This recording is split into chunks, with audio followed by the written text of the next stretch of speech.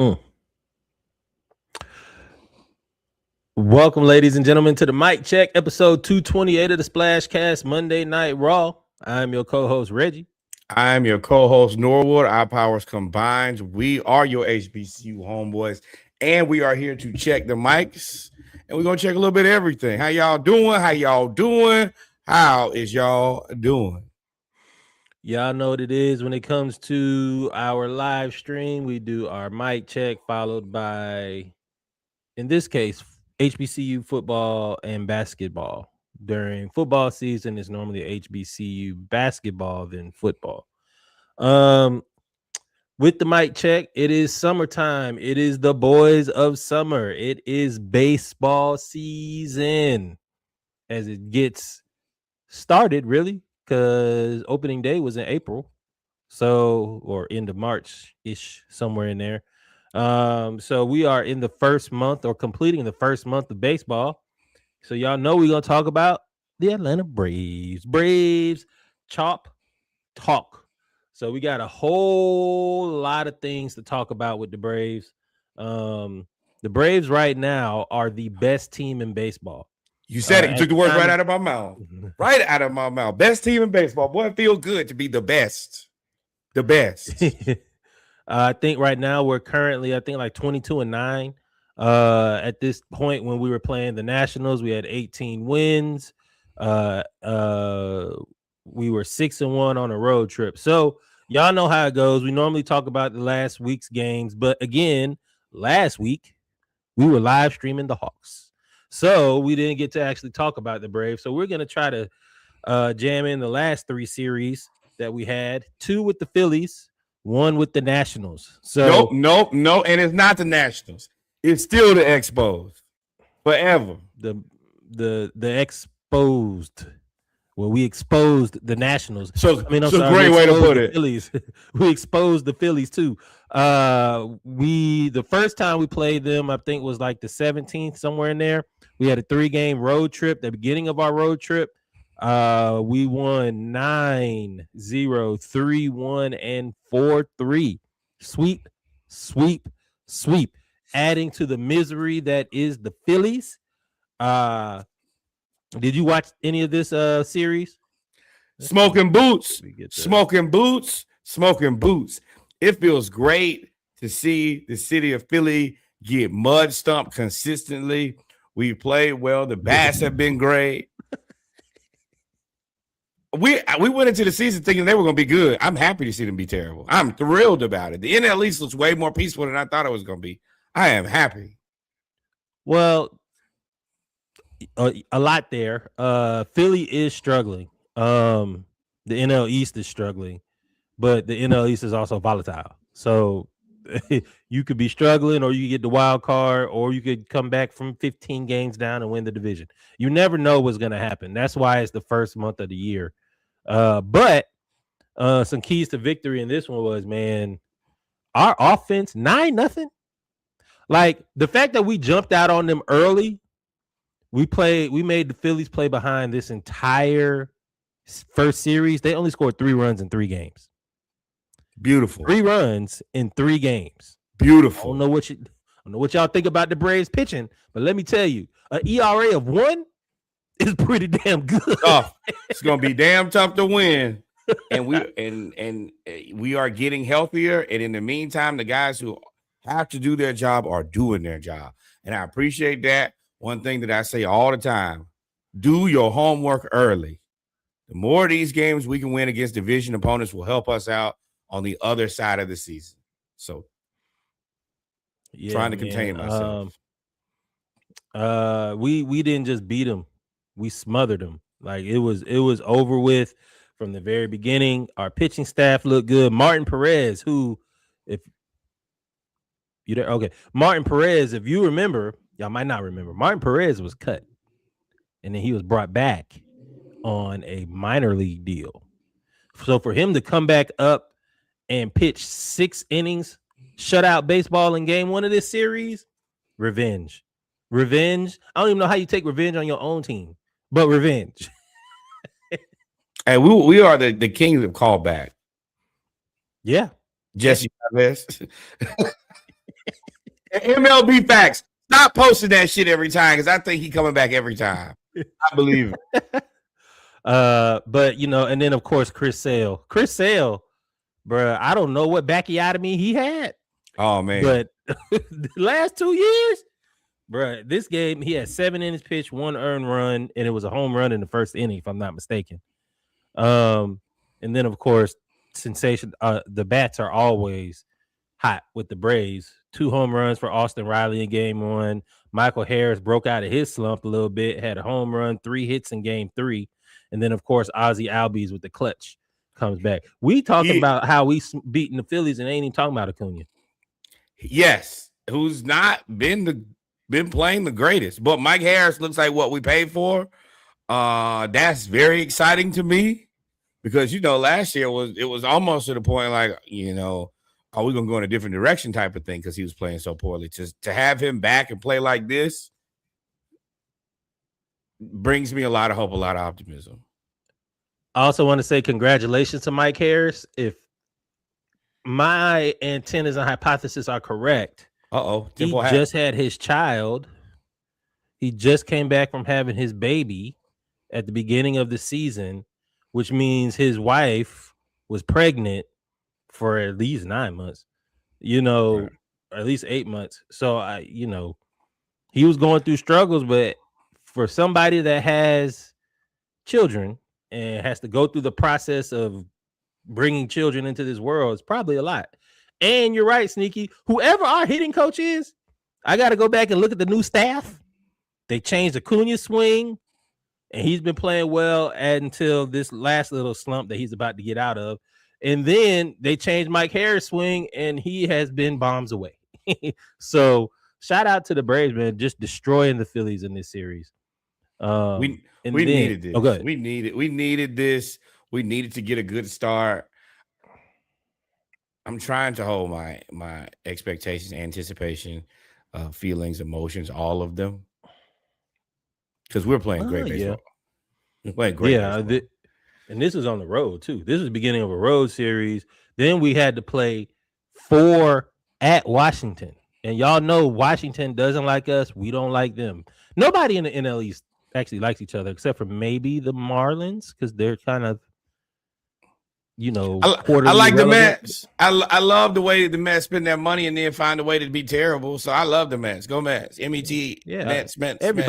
Everybody likes to visit the circus every now and then. But the Nationals beat them series 3-1. Atlanta's lineup is absolutely rolling. 28 runs across this series. 28 runs in 4 games is 7 runs a game. And we only scored 4 runs in game 2. We got blown out 11-4 in game 2. But 7 runs a game is crazy. Mike Harris home run. Again, broke out his slump. Matt Olson home run. Drake Baldwin home run. Big innings. 5-run inning in the game 1. We had a 5-run inning. Game 2, we did lose. We lost 11-4. It's gonna happen. Snapped our 6-game winning streak. Pitching kind of collapsed in that game. A lot of walks. Early damage, and they just kind of jumped on us 11-4, man. But then Mike Harris, game 3. Harris heating up again. Multi-home run game. 2 home runs in game 3. 3 hits. RBIs in game 4. Our pitching, shout out to J.R. Ritchie. J.R. Ritchie made his debut, 7 innings pitched, 2 earned runs in his debut. That actually was really, really good. And then, of course, Bryce Elder with the solid start. The Braves are the best team in baseball. And then we ended up playing the Phillies. And as you can see with the graphic for the Phillies for the return trip, we played them in another 3-game series. We won 2-1. We did lose in extra innings in game 2, but Atlanta in the summer is a baseball town, bro. We are a baseball town. 118,000 total attendance. Chris Sale gets 150th win. Great catch. I don't know if y'all saw that comeback or it almost smoked him. Great catch. And yes, first team to 20. Right. Yeah, first team to 20. Again, Sale 6 innings pitched, 1 hit, 9 strikeouts. Uh, we are the best team in baseball. Surprisingly enough, when I looked at this graphic, I did not know that the Yankees were the number 2 team in baseball in terms of Right. power rankings. I thought they were boo boo. And I want to also say this. I think that it's great to see Matt Olson up there. Whatever you believe about Freddie Freeman, that's cool. Always will be love for Freddie. I think that he should go into the Hall of Fame as a Brave. If he doesn't, so be it. But Matt Olson is also having a Hall of Fame career in Atlanta. That 28 is going to be retired one day here in Atlanta as well. And I appreciate it. He's been consistent. He don't miss games. If he ain't Freddie, he's damn near close. Matt Olson is probably the best replacement you were ever going to get for Freddie Freeman. Homegrown, went to Parkview, has not missed a game in 800 games. Is a mountain of a man when it comes to hitting home runs out of the I told y'all he hit like he played 1940s. Right. And the styles are different, but the roles are the same. You gonna he get it doesn't done. make a lot of fielding errors. He normally comes through in the clutch and he hits home runs. What did Freddie Freeman do? Didn't make a lot of errors, came through in the clutch, hit home runs. Now, Freddie used the lighter bat, so his was quick. Matt Olson be trying to hit it out of the stadium. But Olson is really, really good, man. And it looks like it's really gonna. I don't believe in the Yankees to be true. To be honest, they kind of collapsed, and I don't know who's on their team. They spent a gajillion dollars, and that normally works for them, unlike the other team in New York. But the Dodgers are always going to be shot. The Dodgers are always going to be the biggest rival. I mean, yeah, they put their team on Klarna. They didn't put their team on by now. That team is on layaway. But once again, let's talk about the Mets. 9-19, baby. 9-19. Phillies 9-19. Y'all spent a lot of money. Look at that. 2 worst records in MLB at 9-19. $359 million for the number 1 payroll. And the Philadelphia Phillies, $296 million. And they are the 3rd highest payroll, and they are getting their ass whooped. Great job. Great job. Great job. You don't have to buy the sport in order to win. You have to be strategic. You have to know what you're doing and do it effectively. Great job, fellas. Philly is 1-9 in their last 10 games. The Mets are 2-8. That will get you fired every time, bruh. Every time. Let's move on to the injuries. Yeah, hold on 1 second. And while we're here, please remember, like, follow, and subscribe to keep your Braves news. And it is going to get better because we have the Spencer Strider, Rehab, and Murphy, and Hasing, whatever his name is, he coming back too.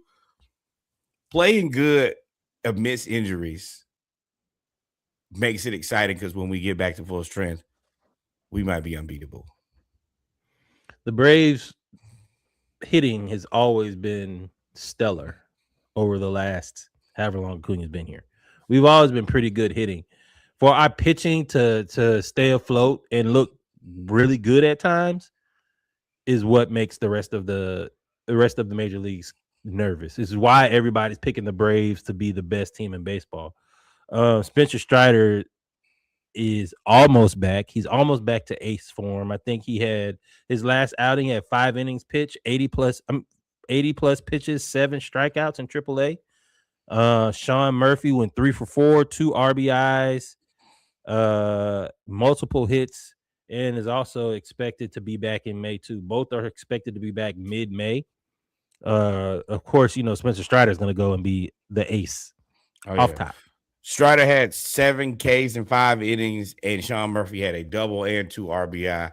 These are all things we could use right now. And Haseen Kim, shortstop, he'll begin the relief assignment in Columbus this week. Yeah, we coming along. Yeah, man. I'm interested to see what our catching situation will look like now. Oh, I know that. I would have either somebody's got to go. It's either Sean Murphy or Diem. because we ain't heard nothing since that 8 error game. We ain't heard seen that Drake Baldwin been played every game. So I think that leads to Murphy still being moved. Like even Diem can be good enough, but Murphy is an asset, and there always seems to need catch, especially where we are now with the automatic strikes and referee balls and strikes. If you can frame the ball, your catcher can really help control the game. And Sean Murphy's still a great catcher. I would agree with you on that, except for the fact that we don't really have a designated hitter outside of the other catcher, because Profar is out forever. So forever, ever gone. Profar is. We do. I mean, we do have a designated hitter. I'm sorry, but we also play our second catcher as a designated hitter when the standard designated hitter is hurt. So or tired or needs rest. So I'm interested to see what we're doing. We haven't lost the series yet. Sneaky, you're a Braves fan? Correct. I didn't know that. Middle-aged black man from the South. Yeah. Who else you gonna root for? Yeah. But I think that's really all we have for our Braves chop talk, man. The roster looks good. It's getting healthy. We're 20-9, 22-9, I believe. The best and baseball. Again, shout out to Brian Snicker getting inducted into the Braves Hall of Fame. That was a fun experience if you were able to go. With that being said, ladies and gentlemen, we ain't got nothing else. We got all we've got to talk about. We got HBCU quick hits for a second. Then we got football because we're going to talk about the draft. And I got a lot of notes. And then we're going to talk about basketball. I got a lot of notes there. So with that being said, no. We got relationships to talk about too. We got relationships to talk about because y'all want to be making love in the club. But yeah, I want to take this moment. I want to, basketball team holding in the road.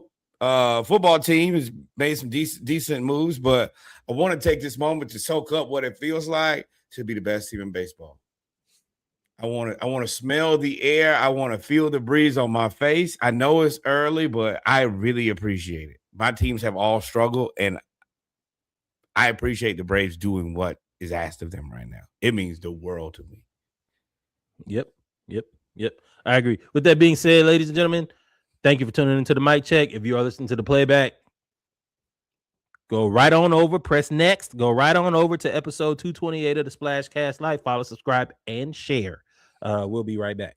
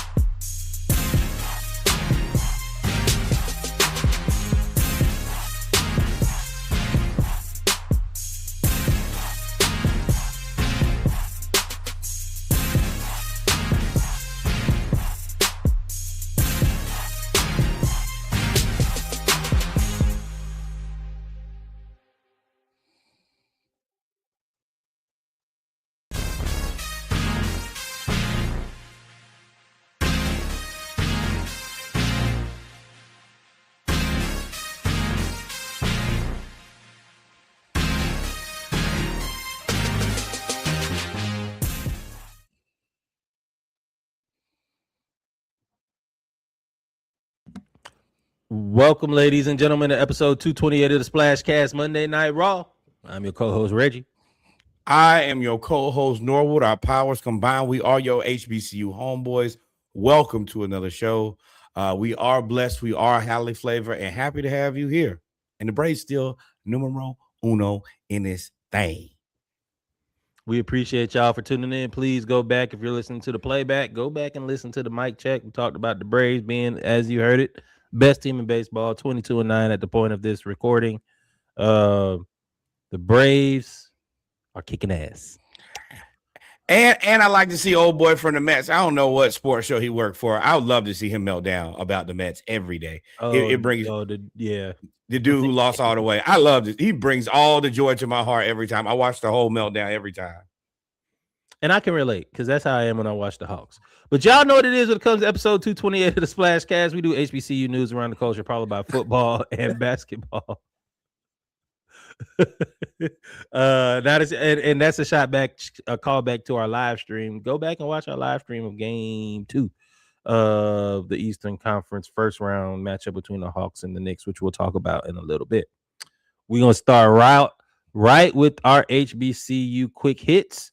We got a bunch of stuff that we're gonna highlight really quickly, and then we'll move on to, because we got a lot of football to talk about. First off, J.R. Smith is set to graduate from HBCU North Carolina A&T at the age. I ain't talking about his age. At the graduate from North Carolina A&T. I am gonna say his age. His age is 40. He went back to school when he did not have to. He is infinitely rich. Went back to an HBCU, checkbox number 1. Then went back to an HBCU and just didn't go to be there for a little bit. He went, completed his studies, graduated. Mm-hmm. Great job, JR. Fantastic. I suggest all these athletes, number 1, you go back and get your degree. Your mama, make your mama happy. And another part, go back to HBCU. He did a great job. He played on the golf team. Fantastic. But I'd say that and be extracurricular. He actually immersed himself in the culture, played on the golf team, went to pep rallies, did a documentary about it where he was talking about how he enjoyed going. And, you know, at the end of the day, he did what all HBCU students do when you get to the end of the road. Put your head down, don't make a lot of noise, and get on out. Shout out to you, J.R. Smith, man. That is really, really admirable. Moving on, Jackson State promotes Trey Johnson as its next men's basketball coach. They hired a former star who knows the culture, kept the continuity, which I really like, and brings pro-level development to the program. So, Mo Williams left and went to Kentucky. After coaching at Jackson State, he had an opportunity to go to Division I, which everybody wants to elevate and make more money and go. So he went, but Jackson State, following the rubric, I think most schools should pay attention to the rubric that Jackson State has set. In football, they made the splashy hire, and then they brought in basically the football version of Trey Johnson in TC, who's a former All-American, all-SWAC player, and ended up keeping that program, extending the greatness that they are. And that's what they're looking for with Trey Johnson.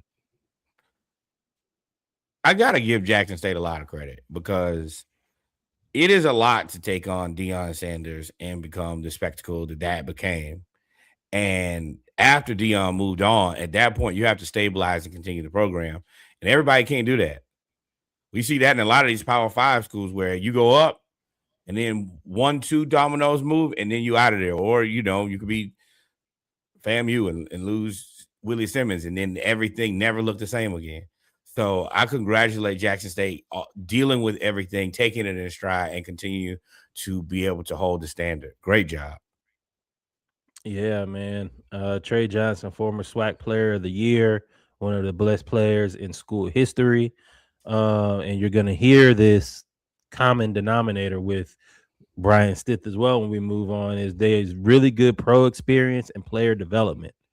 What I'm interested to see what Trey Johnson is something that I'm interested to see with all HBCUs in this NIL climate. How are you going to keep players from leaving? If you can't keep players from leaving, how are you going to fight to be compensated for them leaving? And then 2 or 3, how are you going to bring players in? I think all of our HBCU athletic departments need to meet and figure out how they are going to almost be a feeder program at this point until you can get adequate funding. Some of the things they talk about when it comes to funding is how there's like a $12 billion gap between HBCU programs and PWI programs. So you've got to figure out a way, as you talk about all the time, Norwood. This is not just a job coaching basketball when you coach at HBCUs. Oh, This is absolutely not. development. This is player development. This is personal development. This is everything that comes with building a school athletic program that starts off in the red because they don't get adequate funding from the federal government or And I any other. think the HBCU should band together as a group of schools that have been denied over and over and over the finances they deserve. They should be on the front end of transfer fees. This is what it's going to Mhm. cost. And if you want Yep. my student, we'd be more than happy to send him there. We're going to prepare him academically. We're going to prepare him athletically. I just want a transfer fee. And I think that's fair. It is And fair. I think You that should I give us a think that chance they, to they see it. need to get together, and that needs to be a hill that they are willing to die on. Yep. And look to Tennessee State because they seem to be the most forward thinking when it comes to figuring out funding and protecting their assets. Look at Nolan Smith. He's got extended as we talked about before, but he's gonna get bought out. But they're gonna get Right. $16 million when you buy him out though. Every time. Like, Every and I time. think you need to take that with not only coaches, but also do that with players. I Safeguarding would and do that every insuring time. your assets. That has to be a thing now. And the Power Mhm. Five Power Four, whatever you want to call it, they shouldn't be able to just come in and take whatever they want and then not have to pay what you owe. I developed this player. I got skin in the game. I paid him. You didn't want him. You weren't interested in him. Yeah. It Mhm. almost, now that you say that, I kind of look back at a guy like Dion. That's what Jackson State should have done with him. Hey, this is what it's gonna cost. And you can get him, but it's gonna cost. Yeah. Yeah, But I you think, like I said, Tennessee State is for. I think you're going to see that going forward. I wouldn't be if surprised if that language is in either one of these contracts. I wouldn't be surprised at all. And It as you should know be better, you do standard. better. But as y'all see it now, we know it. It's out in the open. We have to take accountability when we're negotiating, putting these things together. Hey, this is what it costs. Yep, yep. Shout out to Hampton. Hampton hired a new basketball coach, Bryant Stith. I'm sorry. Yes, Uh, Former NBA vet with a winning track record. right. He's 10-year veteran, went to Denver, Boston, and Cleveland. Former ACC Rookie of the Year at Virginia's all-time leading scorer. Um, Won 3 state titles as a high school coach. Had numerous success at many stops in college. This brings And a born and lot raised of experience. A in lot of experience. Emporia, Virginia, right around the corner. Great job. Ooh, boy, struggle. Right, correct. Can't I drive. He think don't drive fast at all. exactly. That's the thing that everybody knows. Hey, there's an Arby's there, and don't drive fast because you'll get pulled over. But yeah, I think that Hampton has actually quietly done a lot in the manner of stepping up their coaches. Van Jones and Brian Stith are guys who both come with a different type of pedigree than what we've had the last couple of years, last couple stints as far as coaches. These are guys who have proven track records, who are established and coming to HU to do something big. I'm excited. I'm And really excited. they all have key recruiting grounds, and everything that we've talked about, especially at Hampton with all these coaches, they highlight is player development, Correct. player development, player development, which is something that you can sell when you don't have a lot of money, right? You can sell that we can develop you to get some money. Right. So And I think that this also, Van Jones is a little different. I think that's his name, Van Jones, the football coach. I think that he plans to stay at Hampton. But Brian Stith, you the athletic director, got to ask, man, how long do you plan to be here? If you plan to be here for a reason and you want to stay here, you want to be the Hampton coach forever, we can make that happen. If you want to be here for a season and you're looking to go to a different school, then at this point, I'm open to that. Let's be honest, let's be clear, and let's figure out how we can, get you to where you're trying to get to, and at the same time, improve the basketball situation. That's the biggest thing, is open and honest communication about team goals, personal goals. Yeah, and then that also, and you got to be honest so that I can draw the contract up right. If you plan on being here for 5 years, then the buyout gonna be the buyout. But if you plan on leaving quickly, then the buyout might be a little higher, right? I need to make sure that we're compensated because we're gonna have to look for a whole new coach. And when you look for new coaches with the new NIL and NCAA rules that have taken effect over the last 3 or 4 years, your team can leave. Look at Tennessee's women's basketball team. The whole team. Well, I mean, I think that is a more indoctrination. I mean, I think that's more about them not liking that coach at all. Yeah, but the point is that they can leave. They can leave right then and there and go somewhere else. So, and you can get your whole team picked off. So, at this point, you got to figure out. You got to make sure that you protect yourself. But shout out to Bryant. We're gonna pay attention to Hampton. Devins Jackson, Alabama A&M Coach of the Year for. I'm sorry, SWAC Coach of the Year for the golf team. Men's golf team. He won this because he had immediate improvement. This is his first year as head coach. And he won SWAC Coach of the Year. He took over the program.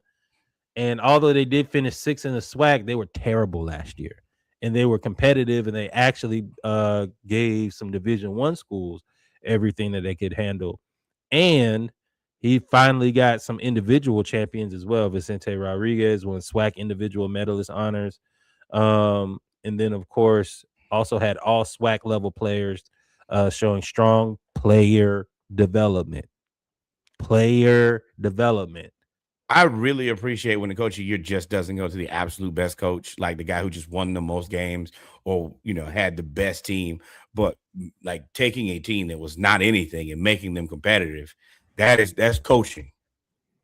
That's stooping down with worn down tools. Let's make it happen. Once you got it running, you're not coach of the year every year. You've recruited and you kind of put yourself in position to be successful. But to take something that's nothing and make it into something, that's coach of the year worthy. Congratulations, Devins Jackson. Congratulations, man. That's a big deal. So we always report on HBCU sports, whether it's golf, tennis, lacrosse, hockey, swimming. Don't matter. We highlight it all. Hey, y'all pay that man number one. When y'all go to homecoming, put some money in the golf team bucket. When you in there drinking Hennessy and drinking Crown, put some money over there so that they can continue to be good and they can be better. Y'all got to do y'all part too. That matters just as much. Yes, sir. Yes, sir. But with that being said, we've come to the end of HBCU. You want to just go straight to football, or you want to take a break? No, we good. We rolling right now. All right, we're gonna go straight to football, man. Well, so this is our football segment of episode 228 of the Splashcast Monday Night Raw. And there's only one thing to talk about when it comes to football, is the NFL draft.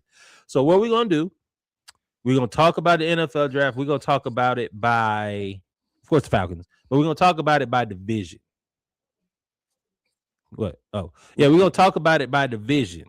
So we're gonna talk about the Falcons first, and then we'll go to the rest of the NFC South is how I have it, I believe. Yeah, and then we'll go to the other places in the draft.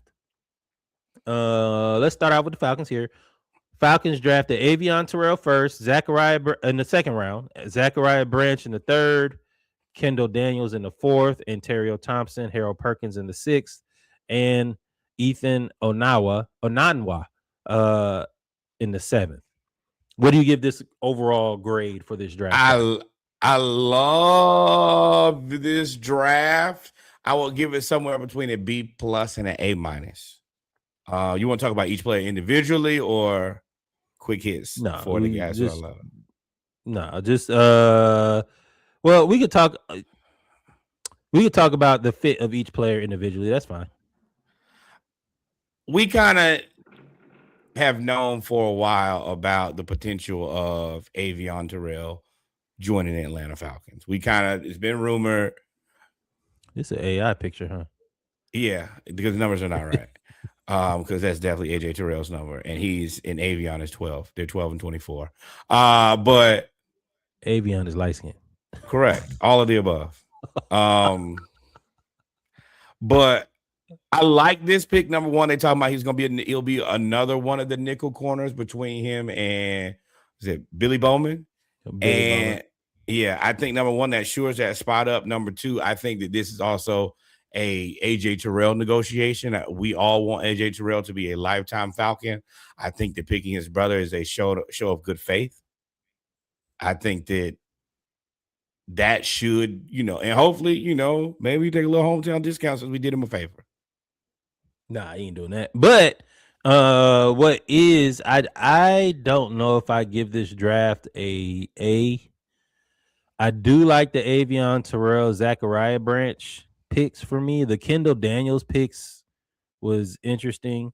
Overall, before we talk about each person or I get to this seems like the theme that Ian Cunningham has said is that he's raising the floor of this team, right? He keeps saying that there was such a drop off from the starters, well, from the top 22 on each side to where when somebody got hurt, i.e. Divine Diablo, the whole defense Who? just fell apart.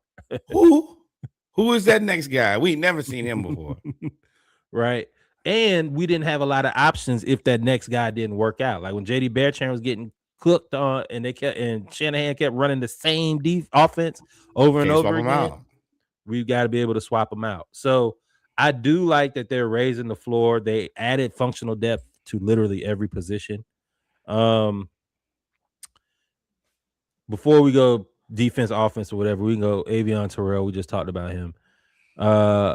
I don't think that he's going to be a nickel cornerback long. I think that he'll be there for probably a year, maybe a year and a half. I think they're going to try to put him outside. He's CB2. Essentially the same size as Mike Hughes, who's 5'11" as well. Now, Avion, apparently the Falcons don't care about all the chatter and everything you see in social media because remember, he hurt his hamstring and ran a 4.76 or 4.64 or something like that, 40-yard dash. And of course, every tape that he has shows that he runs like a 4.3, 4.2. Right. So I expect for him to fight for CB2 maybe in his second year, not in his first, because his immediate impact, of course, is going to be nickel and special teams. And I think that's another benefit is even if he's not at 100% right now, long term, we know that speed is real. We already got Billy will be back. So we'll have enough coverage until both guys are back at 100%. Then you start looking around that secondary and saying, hey, you got a problem and you got to figure it out. Offenses. And I don't know where you throw. I don't know where you throw the ball, but it ain't towards Xavier. It ain't towards Jesse. It ain't towards Big Bro. And it ain't towards Lil Bro. I don't know where you find it. Maybe you don't. Maybe we just harass you on defense and whoop your ass. That's what I'd like to see. That's the goal. So then our second pick of the draft was Zachariah. Well, first off, our first pick of the draft was James Pierce Jr. All charges will be dropped if he completes his stint. So, there's that. Hey, kid, hold on. Hey, kid, you got lucky. You get lucky one time in life. They control, alt, delete all of your BS. Two things in life that a black man don't get a chance, the black man should never do, especially if you like your freedom. You don't hit women. You don't hit police. Those allegedly. Those will get you put way up under the jail where nobody even calls, nobody come to see you, nobody cares about you. And I was going to say a player's name, but hopefully he'll be free in a couple years. But you have been given a second opportunity. You should cherish the second opportunity because many people don't get it. And I'm laughing, but I'm dead fucking serious. And I'm going to be very honest. You were provided this opportunity for what you can do on the football field. If you were not this good in football, it'd be over. It would be. So That was our first round pick. Second round pick, Avion Terrell. Third round pick, interesting. We were projected to pick him in the second round, Mr. Zachariah Branch, 5'9" receiver out of UGA/USC. Explosive playmaker. I think he was. Y'all know how I feel about Bobo. I think he was totally underutilized at both places, USC and UGA. They use him as like a gimmick guy, and I think he's more of a receiver than most people think. But where he's really going to make his immediate impact is return specialist. We have had some of the worst field position when it comes to returning kicks and getting in fumbles. I think the start of the Avalanche against Carolina when we lost 30-0 was a fumble on the kickoff return. I'm excited to see his ability to get yards after the catch and his explosiveness. I also want to thank the Falcons for doing something that they haven't done in a long time. Don't let the hometown talent get out of the state. Oh, this kid's he's from Atlanta. This is where he grew up. He played at Westlake, who has a proven track record of fantastic athletes. Go get him. Zachariah Branch, he played at Georgia. Go get him. I wish we had started this many moons ago, and maybe the Eagles wouldn't have every UGA football player to ever exist. But better late than never. Yeah. And shout out to the Falcons for doing their due diligence. I don't know why the Athens Clark County police be on bullshit, but to try to give him a ticket to arrest Zachariah Branch for impeding the sidewalk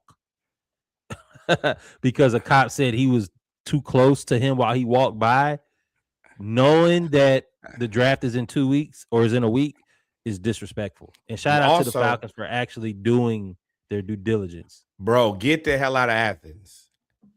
I know y'all be training there. You could take your ass right to Atlanta. Nobody's going to care who you are. Or come to Houston. A lot of guys come here in pre-draft training. Do not stay in Athens. Athens is a trap.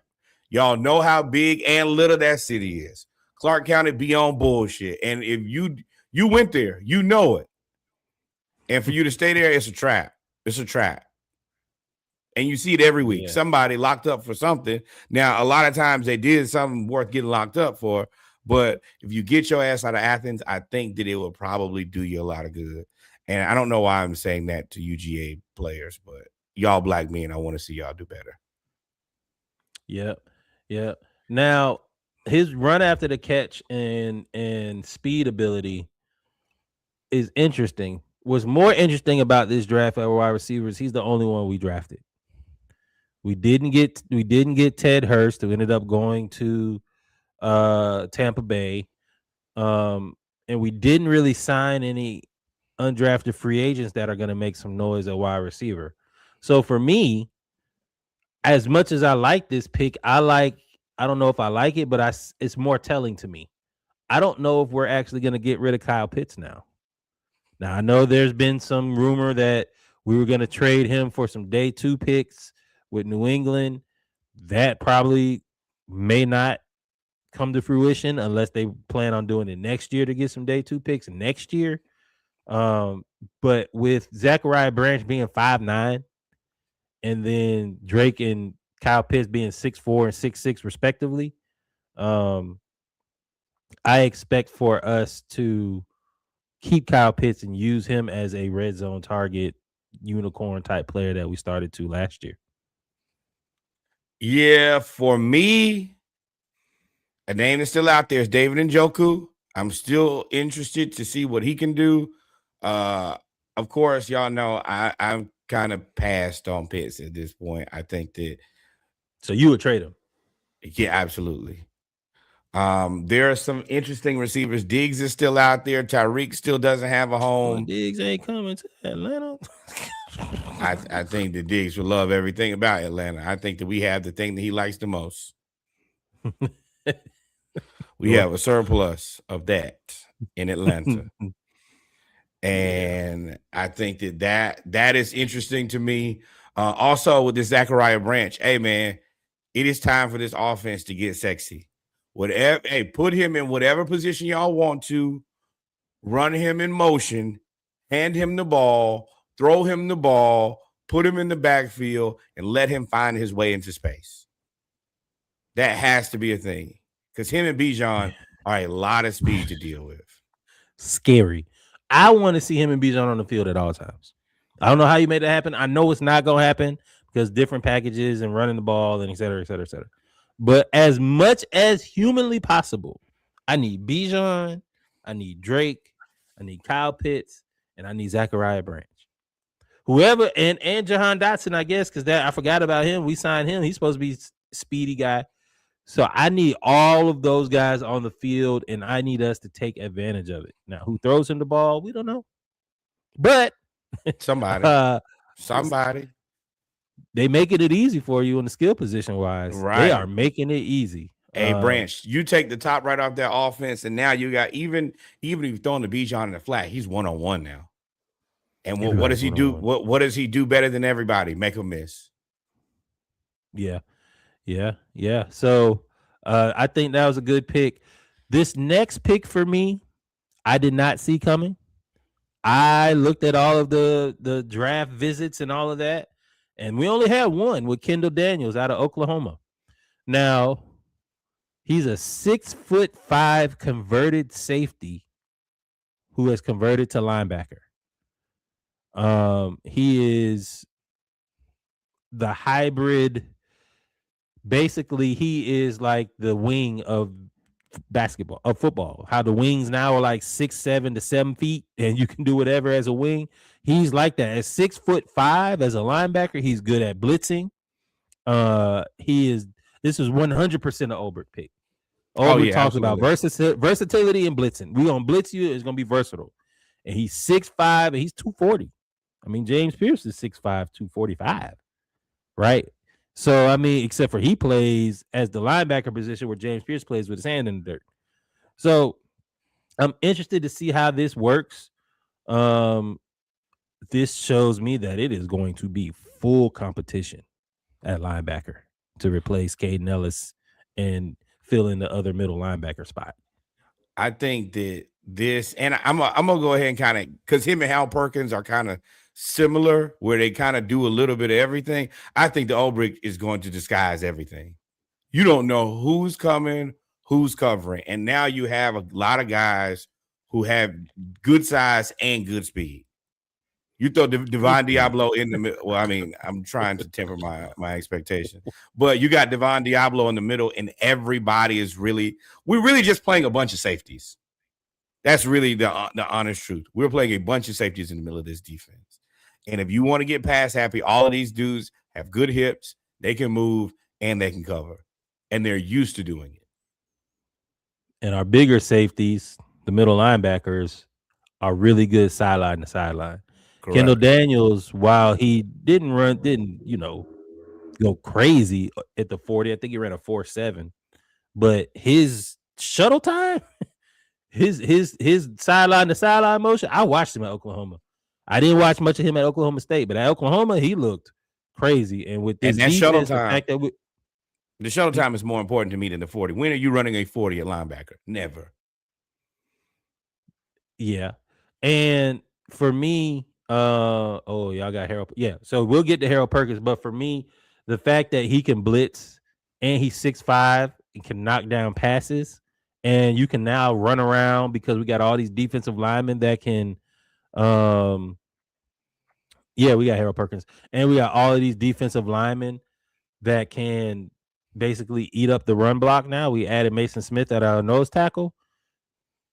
That's what linebackers are now. That's how we play. That's how Kirby Smart in 2021 defense, 2020. Just play a bunch of linebackers. We're going to play big linemen, and everybody else is a linebacker. And y'all can figure, and then we're going to have one-on-one cornerbacks and safety over the top. And y'all figure it out. But our linebackers are going to be better athletes than y'all. And now, I mean, 4'4", 4'3", 4'2", 4, except 4'7", but he's 6'5", 250. Right. You're going to eat your lunch, let me tell you. Right. And you still don't forget James Pierce Jr., Jalen Walker, still the main pieces here. You cannot forget those guys. These are complementary players, and you're exactly right. They backfilling this defensive line to say, hey, we're going to hold it in the road here. This pass rush is going to be real. And if you throw it, all of those guys can go get it. They can all cover. Harold Perkins was since you brought him up, and we'll go back to Ontario Thompson. I mean, we don't even, but Harold Perkins was I forgot that he was even in the draft. I had just assumed that he had already been picked, and I just missed like when he was picked in the 3rd or 4th or 5th round. He ran a 4.38 after coming off a ACL tear. And he's another safety type 230, 225, 230, 6 feet, 6'1" linebacker that can fly and basically be all that Jaden Daniels running around is dead. We have a spy. No, it ain't. No, it ain't. No, it ain't. No, it ain't. Keep it. I'm sitting back in a body bag. I'm going to tell you right now that ain't wise and it ain't safe. Man, yeah. I'm so happy, y'all. If y'all don't believe us, as much as we hate LSU, we have talked about the Weeks family as a whole playing extremely well, and we talked about Harold Perkins just ruining the inside. He played safety, he played edge, he's played special teams. Line him up everywhere. At 4.38, I mean, yeah. You gonna have to figure it out. And that's all you really want to do.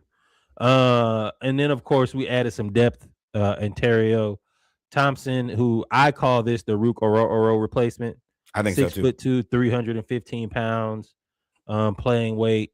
He's just a guy that's gonna come in and provide depth behind Mason Smith and Brandon Dorless and LaCale London. So hopefully he can be a run stopper to give Mason Smith a little bit of a breather, and he has some quick twitch. He's just at Washington, so maybe Nate Ali. We brought you back for a reason. That's what you're supposed to do: develop our defensive linemen, which you have done. And we still have James Pierce Jr. and his 10.5 sacks and Jalen Walker. Once again, Walker's gonna be crazy. I want y'all to understand, same thing I told y'all last year on offense, now goes for defense. Play all your good players at the same time. Put them all out there. Put everything you got that's good. Put them out there. I don't care what position. I don't care if they don't even have no position. See ball, get ball. Yeah. And then our last pick was interesting.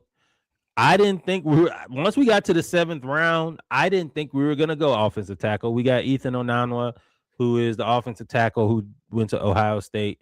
Out of Ohio State, I think he transferred there. He's like 6'6", 330 pounds with an amazing reach. So he's a development guy, but we needed tackle depth. Caleb McGarry retired. Elijah Wilkinson burnt this place down before he left. Went to Arizona. And then Storm Norton is coming off an injury. So we had no right tackles. We went right to hell. Now they don't even know. You don't even know who the quarterback over there is now. Good luck. Yeah. So we had no right tackles. And we did sign Jawan Johnson, who used to play for the Chiefs. He is known to be a habitual false starter or close to it. I don't really see an improvement of him over Elijah Wilkinson, to be honest. But my thought was, I thought we were going to use our 4th round pick for Kendall Daniels. I thought we were going to use that to draft offensive tackle. Offensive tackles went off the board in the 2nd and 3rd round. I expected for us to get one of those offensive tackles here, but I'm not mad that we didn't. But I'm just curious to know what our plan is for offensive tackle going into the year. With just remember this right tackle, we got 2 left-handed quarterbacks. That's blindside. Correct. So you got to have. Go ahead. You think we interested in potentially 33-year-old Taylor Decker? Taylor, the podcaster? No, that's Taylor Luan. Taylor right. Decker. Lions. He was with the Lions. He's older, solid guy, but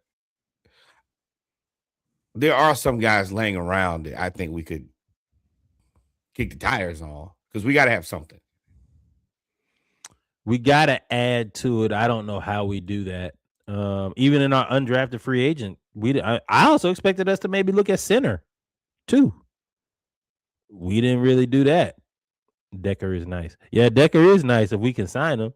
We didn't really do anything with center. So, there's A still a lot to couple be holes left desired. in the roster. Still a couple holes left in the roster, but hey man, I'm not mad right now. I'm not mad. I think we're positioning ourselves for 2027 too. Paolo, big shot. Also, Uh can we call Keenan Allen? Remember we ain't got that much money. He's 34 years old. He ain't got that much time. Right. I'm trying to make as much money as I can. Well, if you ain't made it by now, if you don't know me by now, then you ain't gonna never know me. Yeah. So overall, now that we've talked through this, because I never gave a grade, I think getting the linebackers and being intrigued with the defense here, going 4 defensive players, 2 offensive players, I would probably give us a B minus. I would have liked to see us address the offensive line more. But again, we did. I'll give us a B because we turned 5 picks into 6, and that 6 pick turned into Harold Perkins. So I can't be mad at that. So I'll give Right. us a B overall. Not bad. Not bad for the first draft. Not bad for the first draft, Matt and Ian. Not bad at all. We we need a little bit more on offense. A little bit. But I mean, That's you where we're also spending money. yeah, I mean, correct. And your boy McGarry getting out of there also gives us a couple more $1 million that we kind of need that we can spend. So I mean, Yeah, because Juwan Johnson's contract is $0 guaranteed. correct. 100% proven deal. So The Atlanta Hawks special, baby. We will pay you at the end of every game. How about that? in cash. Right. I was about to say, would you bring your little briefcase? There you go. Take your money. We'll see you next week now. So we talked about the Falcons. Before we get into the rest of it, man, your boy Diego Pavia has been invited to minicamp. Diego Pavia has made all of the messed up decisions you could possibly make over the last year and a half. Kind of started being interesting with his family at Tennessee. They were And wild. that's when he would they were. But that's when you started to see more and more his name into the headlines for things you didn't want. He's extremely, extremely confident. Heisman runner-up or Heisman finalist. He wasn't a runner-up. But then he took shots at Indiana. He took shots at Fernando. I can't remember his first name. I can't remember Mendoza. Yeah, Mendoza. Oh my Lord. On Duran. I'm sorry. Jalen Duran just got destroyed. What time are you at? 8:25. Okay, great. Fantastic. I'm about to see it right now. Up there it is. That boy Kane gave him the pain. Said, stay out the lane. That's a train, my boy. This boy said, you are able. Right. I am Kane, brother. All right, back to it. But Diego Pavia, so then it came out, it's unfortunate. He went to the draft, he went to the combine, he measured at 5'9". And I was like, ooh, that's gonna be tough for him to overcome, especially with all of the noise that surrounded his name off the football field. And then he threw a draft party and said, I'm about to get drafted. And he didn't go. He went undrafted. 5'9". I mean, that's what's going to happen. It turns out that he was then offered to go to other teams, allegedly, have not vetted this 100%.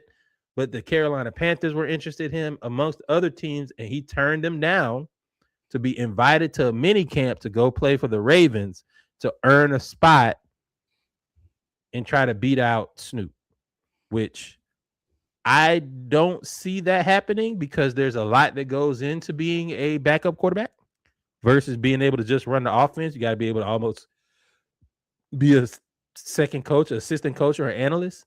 And I don't know if he has the temperament for that. But what do you think about this, man? What do you think about Diego? Because I think, well, I'll tell you what I think after you finish. I don't think that he's done himself many favors, but I do think that he should have been drafted. I think that there are a multitude of teams. Because at the end of the day, I think that this kid is a good football player. Like everything aside, I think he is a good football player. There are a lot of guys who look like football players, not real football players. I think that Diego Pavia is a legitimate NFL football player. Will he get the opportunity? That's yet to be determined. Also, if you can beat out Snoop, there is at least a reasonable chance that playing behind Lamar, you'll get a couple games, as we've seen Snoop do it multiple times. So if you can get to that second spot, you'll get at least probably 2 or 3 games this season. You know, I'm not wishing injury on Lamar, but the way that he plays is just kind of comes with it. So, yeah, I think that there's reason to want to be in Baltimore. Now, can he get to that second spot? And if Lamar is out, then you go in. That's yet to be determined too. Man, hell no. I don't think he should have been drafted. 5'9", bro. You can say all you want, bro. 5'9" is 5'9". Offensive linemen now are 6'7", 6'9", 6'8". Unless you move the pocket every time, you're not going to be able to see. 1. 2, you ain't the best quarterback. You're a very good football player. But when it comes to having to have skills that translate to the pros, if you were bigger, stronger, and faster, then yeah, I would tell you. I'm sure you're a better passer than Anthony Richardson, but you're not 6'4", 240 that runs a 4.3, right? Yeah, that's true. just not gonna happen. So I'm not gonna say he should have been drafted, and I think his talent probably lends him a chance to get a chance. His attitude is what's gonna keep him out of the NFL, and to me, he has the attitude of a pro wrestler. If you're gonna have that attitude, go ahead and go to the UFL, dog. And then take that and go to the WWE. You have a path because your personality and everything does lend to entertainment. But I don't know if the NFL. I think you should go to UFL though. UFL for sure. Well, they were actually talking about him going to the Canadian Football League, which I think is another fantastic opportunity for him because if you can play good there, you get another chance. I look at the Pittsburgh Steelers quarterback room. I think he's better than all of them. I think he's better than Mason Rudolph. I think he's better than Will Howard. I think he's going to be better than Drew Allar. Mason Rudolph, Will Howard. Those are the same people. Right. And Drew Allar is just them. The third is another triplet. He just got. You're just getting the same guy over and over and over. So you're not even giving yourself an opportunity to get better. Once you already got 2 of the same guy, at least get a change of pace.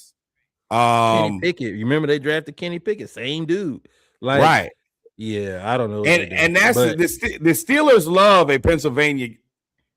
It ain't there. Also, Indianapolis Colts, outside of Daniel Jones, you got Anthony Richardson, Riley Leonard, and Seth Hennigan. Yeah, I would take those. I don't know Seth Hennigan in, but the other 2 I would take over Diego for sure.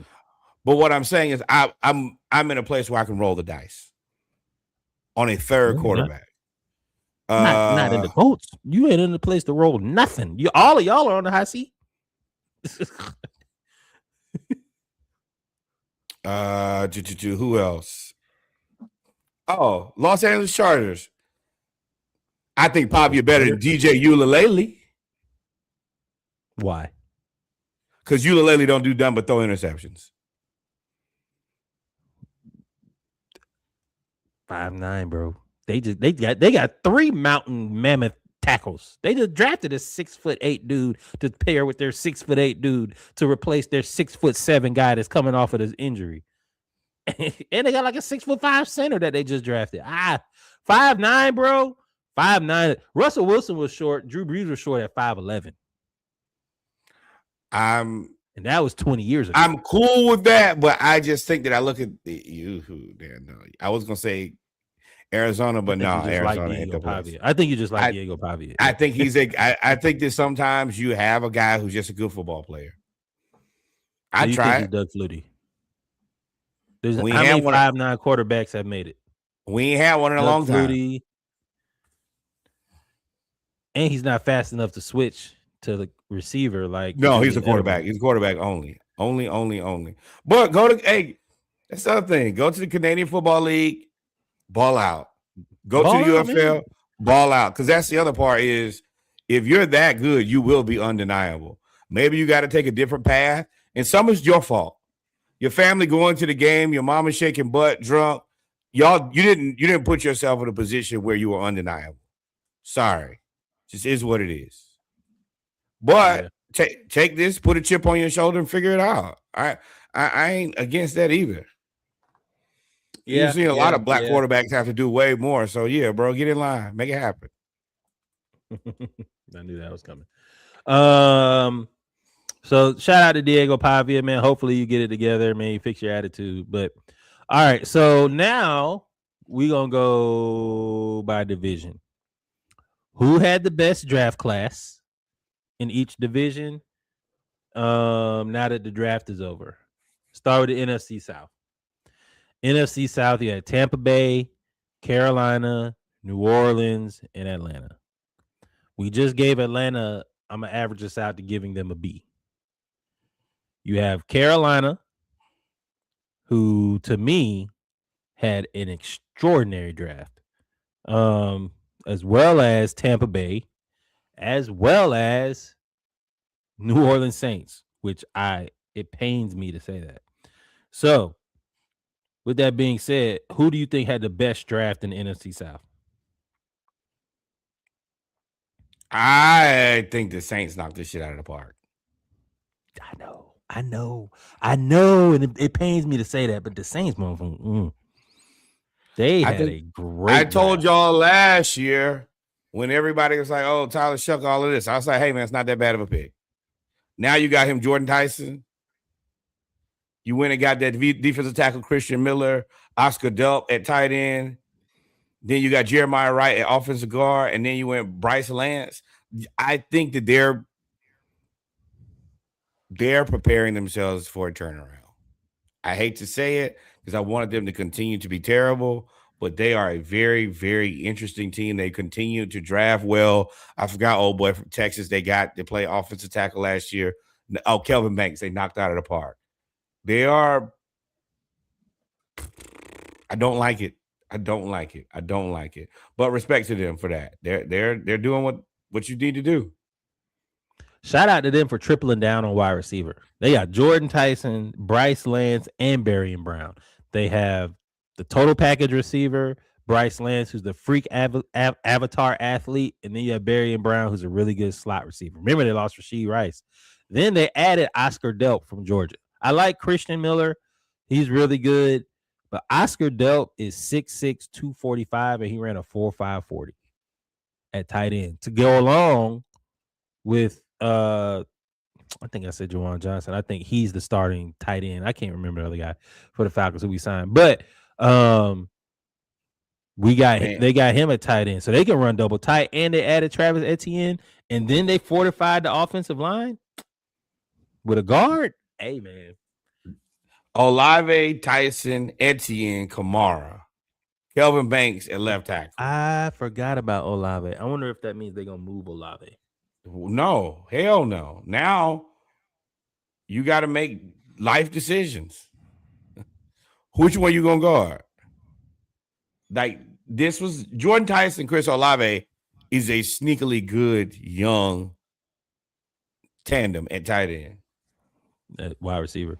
And Yeah, Barry Brown wide is the receiver. scary Yes. one. Barry Brown is like Zachariah Branch. He's small, fast, and you can't really stop him. Right. He's compact. I think that they figured out what I try to say all the time is if you're not gonna be that good, then you need to at least look like something. I think that this team now looks like, hey man, this offense, you got Tyler Shuck, he gonna make good throws. You got some guys throwing the ball too. You got Kelvin Banks protecting him. This offense could at least win you some games now. And the defense, it needs some work. It needs, I think, a ton of work. But they've been defense forward for a long time, and I think they're like, all right, well, we got to do something on this offense, and then we'll see what we can do on the defense. I like them. I'm gonna go. I'm not gonna jump into defense. Fuck Cam Hayward. I mean, yeah, he's cool. Cam Jordan, he's cool. He out of there. He's a Jet now. No, since when? Cam Jordan? No, I'm thinking about the other dude. I can't think of the name. The Edge that punished us for 15 years. Yeah, Cam Jordan. He's still with New Orleans. Because they just had the interview with him. He was talking about they just traded for an edge rusher, and none of the edge rushers they have are better than me, and y'all haven't extended my contract yet. So that's the gripe he has. I don't know why I thought he was a Jet. Nope. For me, I'm gonna go with. I like what Tampa Bay did. I really, really like what New Orleans did. Carolina fortified their offensive line and their defensive line. Monroe Freeling, one thing Carolina gave up was some sacks. They were good at running the ball, but they didn't have a lot of pass protection. Bryce was That's the kid from Georgia, right? Yeah, Monroe Freeling, 6'7", with freakishly long arms, and he's very light on his feet. Now, he might not be great at run blocking, but they have all other four linemen are. You could throw a tight end over there. But then I wanted us to get Lee Hunter so bad from Texas Tech because he's a 24-year-old rookie, and he's going to start immediately because he knows how to play nose tackle. He knows how to play the 0-on-1 technique.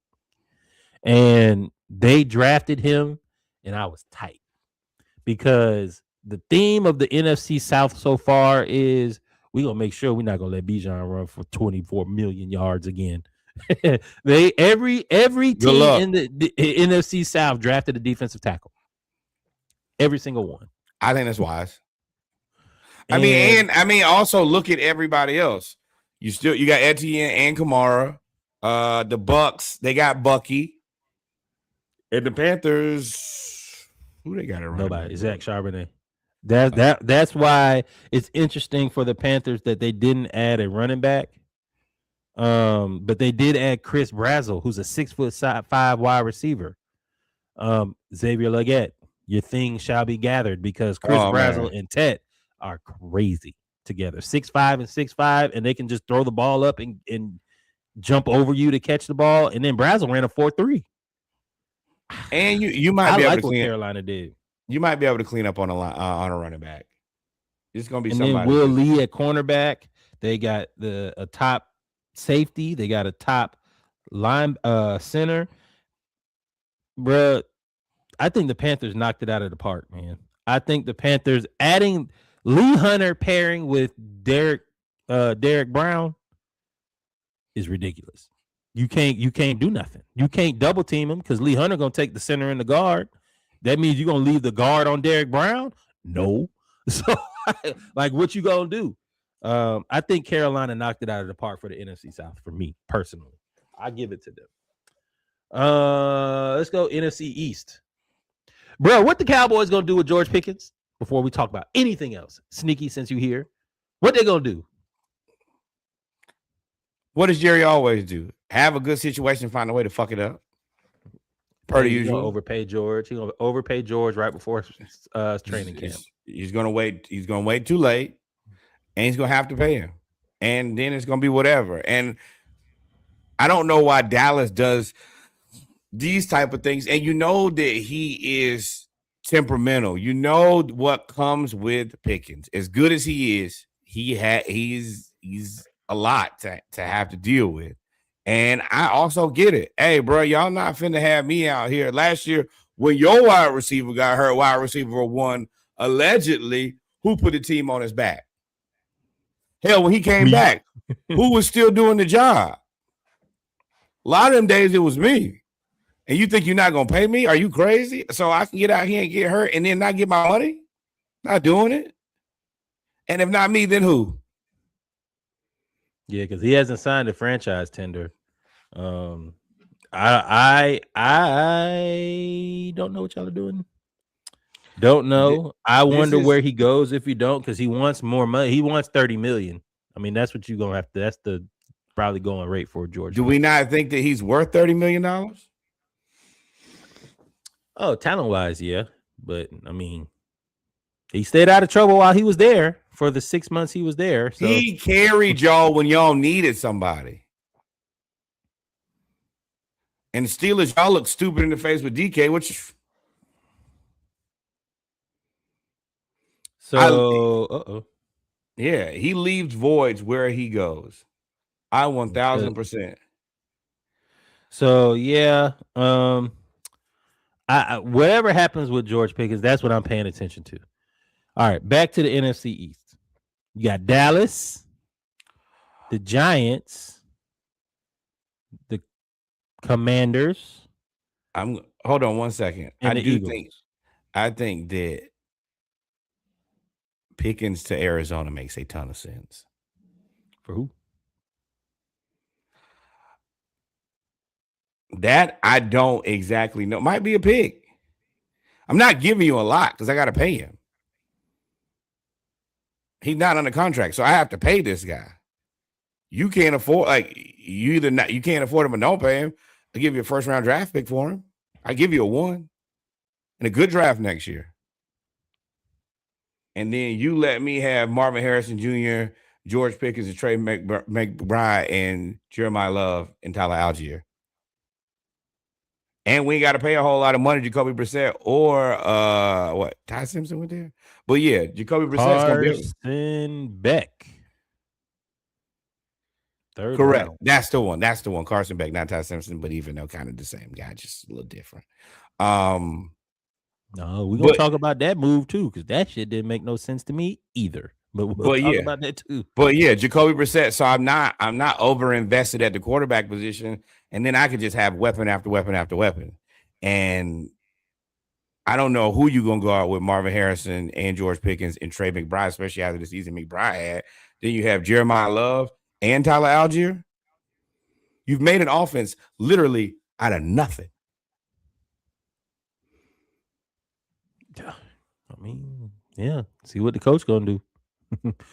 They'll never match up. They'll never match up. Good coach, good quarterback. It'd be good quarterback, terrible coach. Good coach, nobody else. Every time I come here, y'all ain't got what I need. So out of the NFC East, Dallas had a pretty good draft. I'm looking at Philly's draft. Now I'm looking at the Giants draft. The Giants got Averill Reese, Francis Mauga, one of the top offensive tackles, Colton Hood, which was a decent pick, Malachi Fields, a defensive tackle, offensive tackle, 6th round, 6th round, 6th round.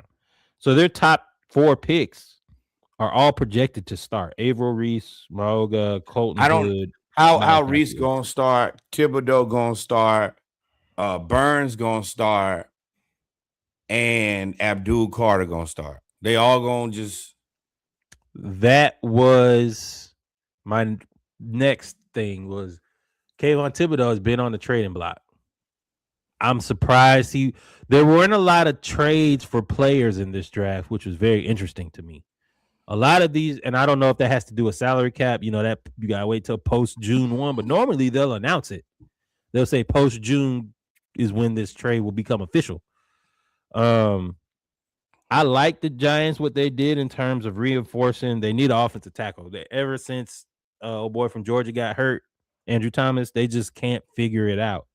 And then of course Malachi Fields. They need a bigger wide receiver. I think he's about 6'4".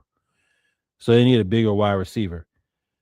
Out of the NFC East, though, shout out to Philly for just absolutely shitting on Pittsburgh too, and Dallas. Y'all had NFC East loyalty, and y'all traded up for Malachi, from not Malachi. Y'all traded up. Philly traded up with Dallas of all people To get for Mekhi Lemon, who was supposed to be a comp of Amon-Ra St. Brown. So That was interesting. But I would probably say Dallas had the best draft in the NFC East. I I know agree. y'all gonna kill me in the comments, but to get get Caleb Downs at 11, then triple down on edge. Remember, we were wondering what they were gonna do about Micah Right. Parsons. You didn't make the trade. You didn't go get Hendrickson. You didn't go get Miles. You didn't go get Crosby. You tripled down on edge. Of course, you had the unfortunate thing, RIP, and then you added a corner, Devin Moore, and then you took a flyer on the East Carolina wide receiver. I think them reinforcing their defense is exactly what you needed to do if you sign George Pickens. And Because you that already got like Downs is the crown jewel of this thing. And then you just go, like you said, triple down on edge. Number one, that increases my opportunity for at least one of these guys, potentially two of them to hit. And we already got the middle tied up. We got Quentin Williams and old boy from Green Bay. This defense is going to be that defense is going to be solid, very much so. So young but solid. All of tripling down means you have all of these contracts, all of these rookie contracts, which means they all probably gonna play. Which means you need to dedicate that money to George Pickens because that offense is gonna do well. I think that offense is good. Didn't they sign Rico Dowdell? I think so. Yes. So I believe that offense is going to do well. I'm interested to see what they're doing at tight end. Sneaky, correct me if I'm wrong. I don't know who y'all starting tight end is,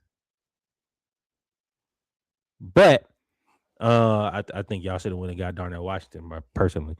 But I think y'all had the best draft out of the NFC East. I will give it to y'all for sure.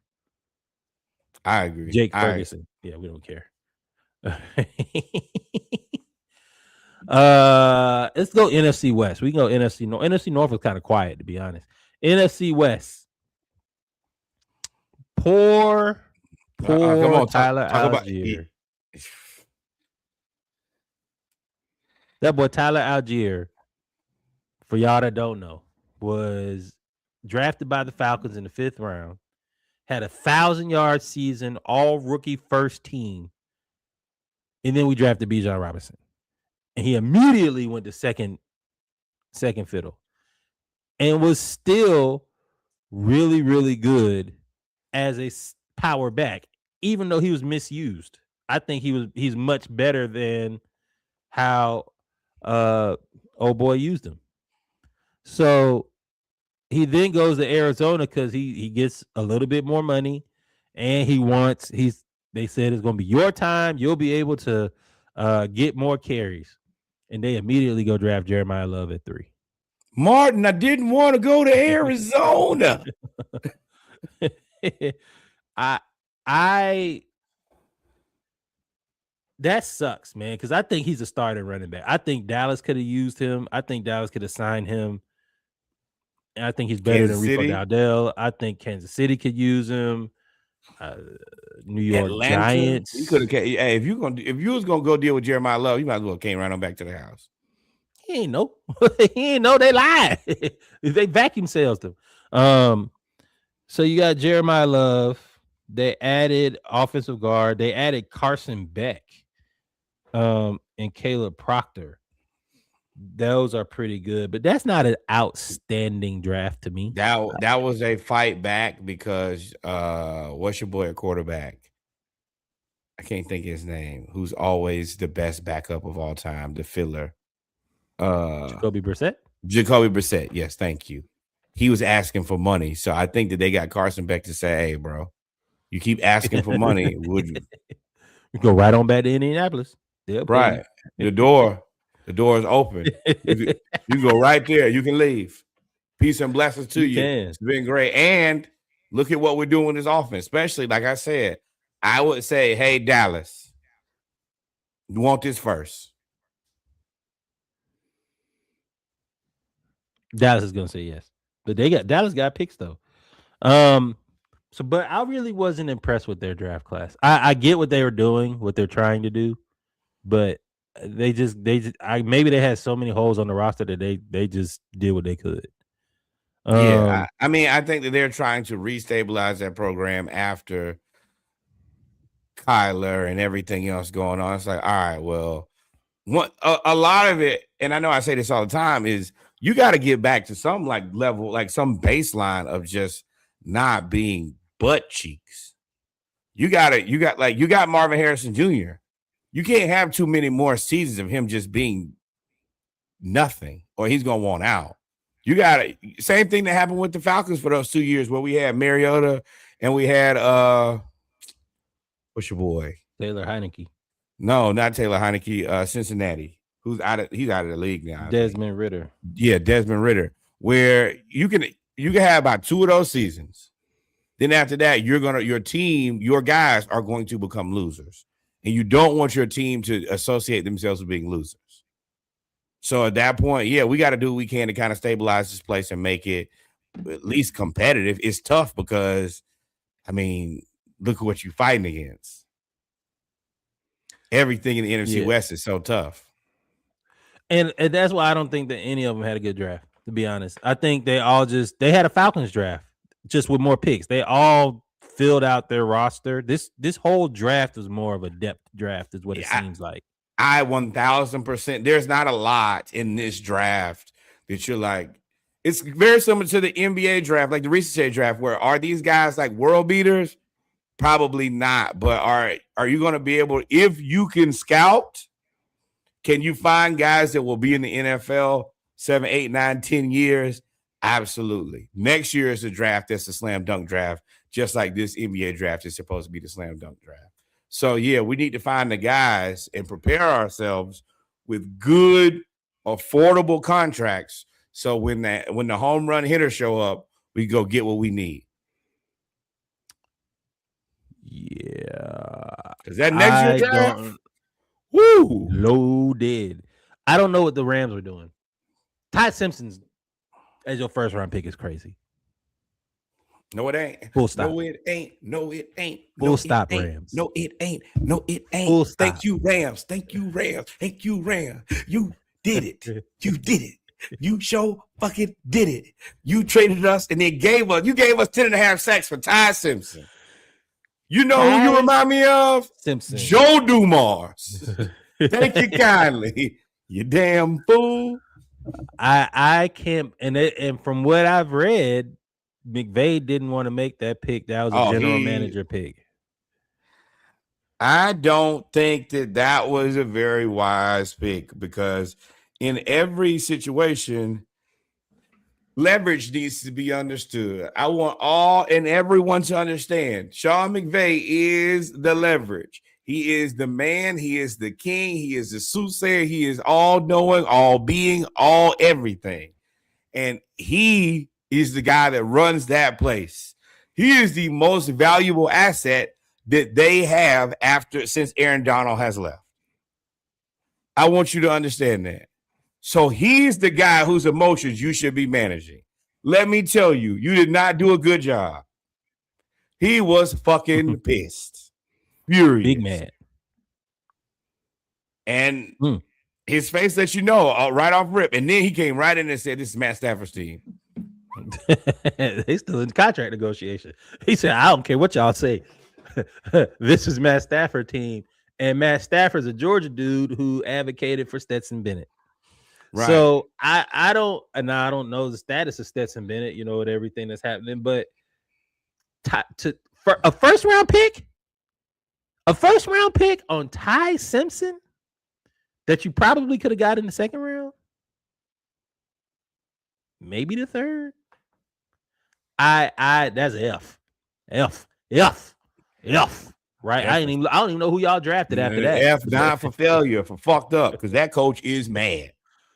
Yeah, so the whole NFC West ain't really much change. It's going to be Seahawks, Rams, and maybe the 49ers if they can stay healthy. And then Arizona's bringing up the rear. Like that's nothing changed out of this division to me from this draft. So I give everybody a C or F. F for the Rams, C for everybody else.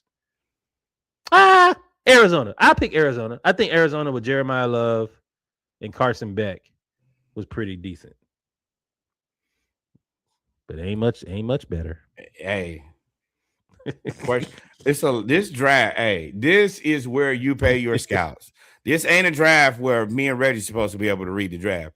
This is where you pay expert level people who spend their entire life. Because I'm telling you, you look at this draft, you're like, everywhere. Also, very interesting that Philly drafted a quarterback. Keep your eye on it. I mean, I think that you're right. You could have just found a. You could have found another guy Drafted him without in the me. 5th round, and it's the North Dakota State the dude that can throw the ball like 75 yards, 70 yards, whatever he got. He got They Bryce going Lance to the NFL. they going the Eagles. The Eagles are just like I've been telling y'all all year. Hey man, watch the Knicks, watch the Cavs. They're two most expensive teams in the NBA. If this don't work out, it's gonna look different. Well, I think we can say the same thing for the Eagles as soon as they drafted Malachi Lemon and them other four guys they added at wide receiver. That Oh yeah. place is preparing for a shakeup. Now I don't know who's gonna get shook, Yes, but you it's do. gonna, Oh, but it's yes, you gonna, do. but it's That gonna boy get reading to the book shaking. right now. He reading the book right now. The Traveling with only peace. the He know only he out of person there. who I think should be happy right now is Devontae. Devontae should be looking like, oh, this is his best case scenario for me. I'm I'm about moments to hit away. all my incentives. Right. I am moments away from becoming wide receiver one. This when you know the girl and her boyfriend finna break up any day now, and you just like, I just wait one more day. I'm just waiting to just like Megan Clay. Are them pictures down? Oh, sweet. I can get in them, I can get right in that DM. She took the pictures Yeah. down now. She's single. And you know the bad part is Devontae gotta still act like he cool with AJ. Bro, I want you to leave. I want you to leave. I want you to go. As soon as you go, then I become the man who gets the money, gets all the targets, gets everything. It's time for you to go. And secretly, I've probably always believed I've been the wide receiver one because it is kind of close. Yeah, for sure. Definitely So, for sure. so peace and blessings to you, brother. I wish you the best in your future endeavors. But this here is mine, and it's good here. It's good. And I got a little bro, Malachi Lemon. Me and him can figure it out. Yep. What about NFC North? I just looked at everybody's draft board. I'm probably gonna go Minnesota. I think Minnesota had a better draft. They lost all of their D tackles and they went and drafted two studs. They got Caleb Banks, 6'6" out of Florida, 327 pounds. If he can stay healthy, he is a problem. That foot, Mm, that foot injury is what I mean. He still got drafted in the 1st round. I don't know. That may have been a little high. I think that was a reach.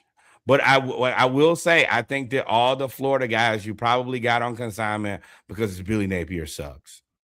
I'm telling y'all, up close and personal. I think those Florida kids, and we had surprisingly a lot of guys drafted, and I think that people knew Billy just sucked. Yeah, but I don't know if I would went with Caleb Bakes that early though. I might not have at went. 18. I think he fits their roster because they need D tackles and they need the way that they run their defense. They need space eaters and guys like that. But at 18, that's tough.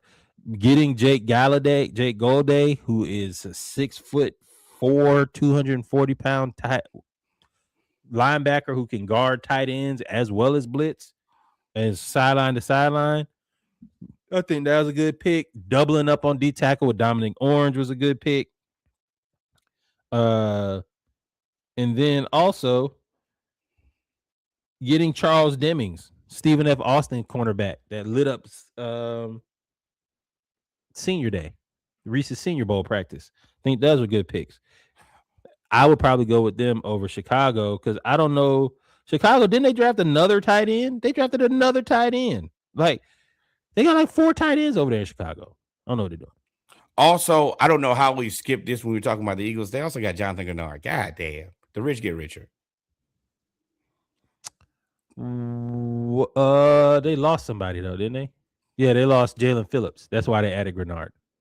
And they got Grenard for $20 million cheaper, $25 Right. million cheaper, which is crazy. Yeah, Uh, man, Howie Roseman. I was talking to one of my friends. He's a magician. He goes and every time he does a magic trick and then another magic trick and another magic trick. Oh, this ain't gonna work out. Okay, cool. We just move him around. Oh, Jonathan Grenard is available because the Vikings are not in a position to pay him. Well, we'll take him off your hands. Funny how that works out. yeah. He over there, he making it work amidst all while the foolishness is afoot around him and potentially knowing in the future he's still gonna have to trade AJ Brown. Also, sidebar: the Orlando Magic just defeated the Detroit Pistons. Is Jamal Mosley saving his job? It's saving a lot of people's jobs. They was about to they was about to tear it down. But yeah, we'll get to it in basketball. So that's the NFC. For me, it was the Panthers, the Cowboys, the Vikings, and I don't care about the NFC West. Right. Nothing changed for the NFC West. So those were the teams for me. AFC. What did you say your teams? You didn't pick the NFC North.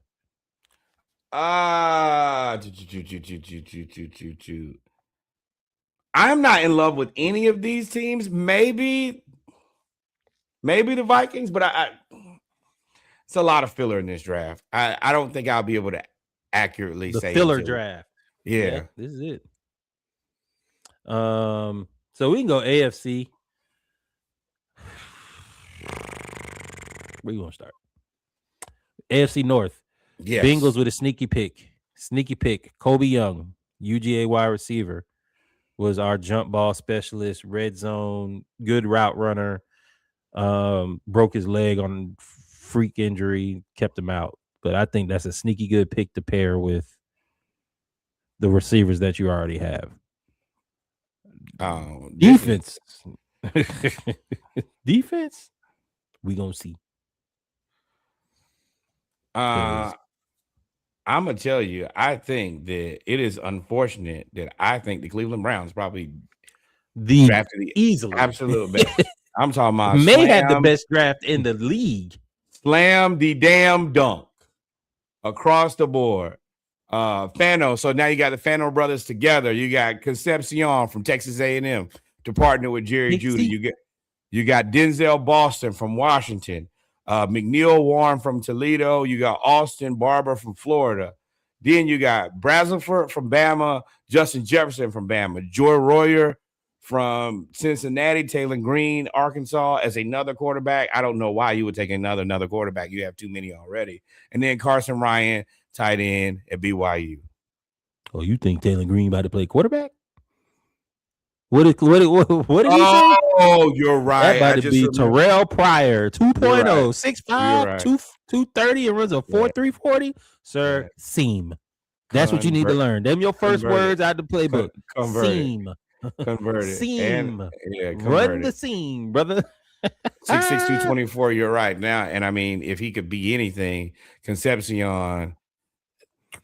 God damn.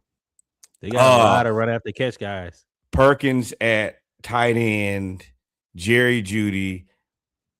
Unfortunately, the quarterback situations was holding them back for the foreseeable future. I mean, for most teams don't use this many picks. 1, 2, 3, 4, 5, 6, 7, 8, 9.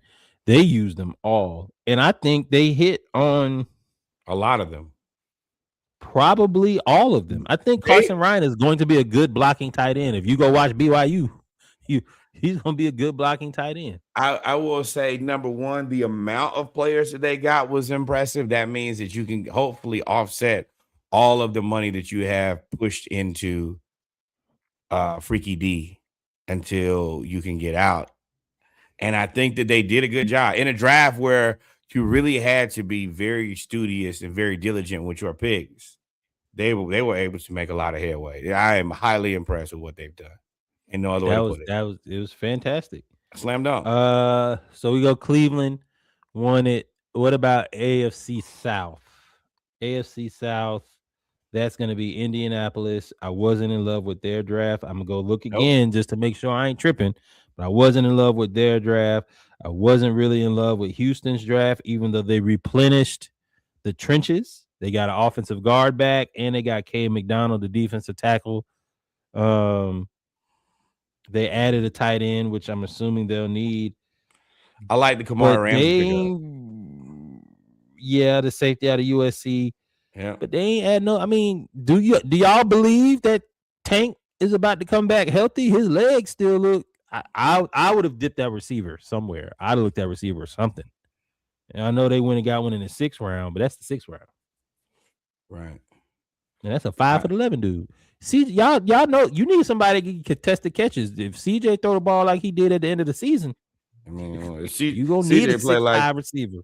if CJ threw the ball like he did, it don't matter because he's throwing it to the other team. Yeah, so I didn't really like what Houston did. Indianapolis got CJ Allen, which was beautiful for me. AJ Halsey was another great draft pick for me. George Grums was a reach, I think, from Florida. Not because he went to Florida, but I do think he was a reach just watching his pass rushing tape. Not a lot of counter moves. Getting Deion Burks in the 7th round, I think, is going to be a steal for them. Because even though he's just like Josh Downs a little bit, Deion Burks is shifty and he's a slot receiver. And then, of course, CJ Allen being another Georgia linebacker that's about to go in the league and play really well at middle linebacker, who ran a 4.5, 4.4, 4.5. So, I think Indianapolis, again, a lot of filler. And also, they were kind of middle of the tier. They didn't really have a high draft pick. Right. So, and then you got Jacksonville, who just basically went O-line, D-line, O-line, D-line, edge, cornerback. They added 2 wide receivers there, which is interesting. Whenever a team doubles down on wide receivers or doubles down on a position when they already have somebody that's rumored to be disgruntled, I expect them to get moved. If I'm Jacksonville, if I'm Dallas.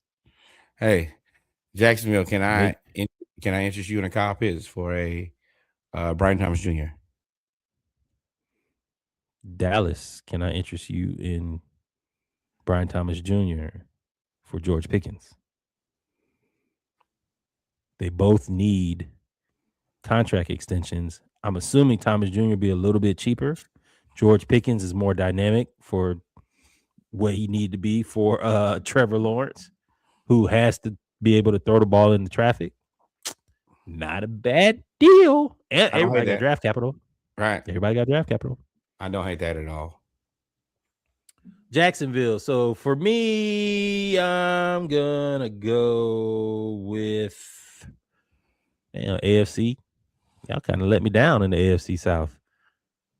What's the other? Houston, Indianapolis, Jacksonville. Cardinal Tate to Tennessee was a good move. I think that you got to show your quarterback. There it is. That's the one. Trying to try to, after last year, just getting your ass kicked. Let's get him a receiver, and hopefully we can protect him a little bit more. They still got some work. You're right. It's Tennessee. Anthony Hill Jr., Carnell Tate, Keldrick Falk, which is a reach. Nicholas Singleton, which is a good draft pick because they need running backs. They only got 1 wide receiver. I don't know Tennessee's depth chart, but I'm pretty sure they could have used. Yeah, but you probably could use 1 more.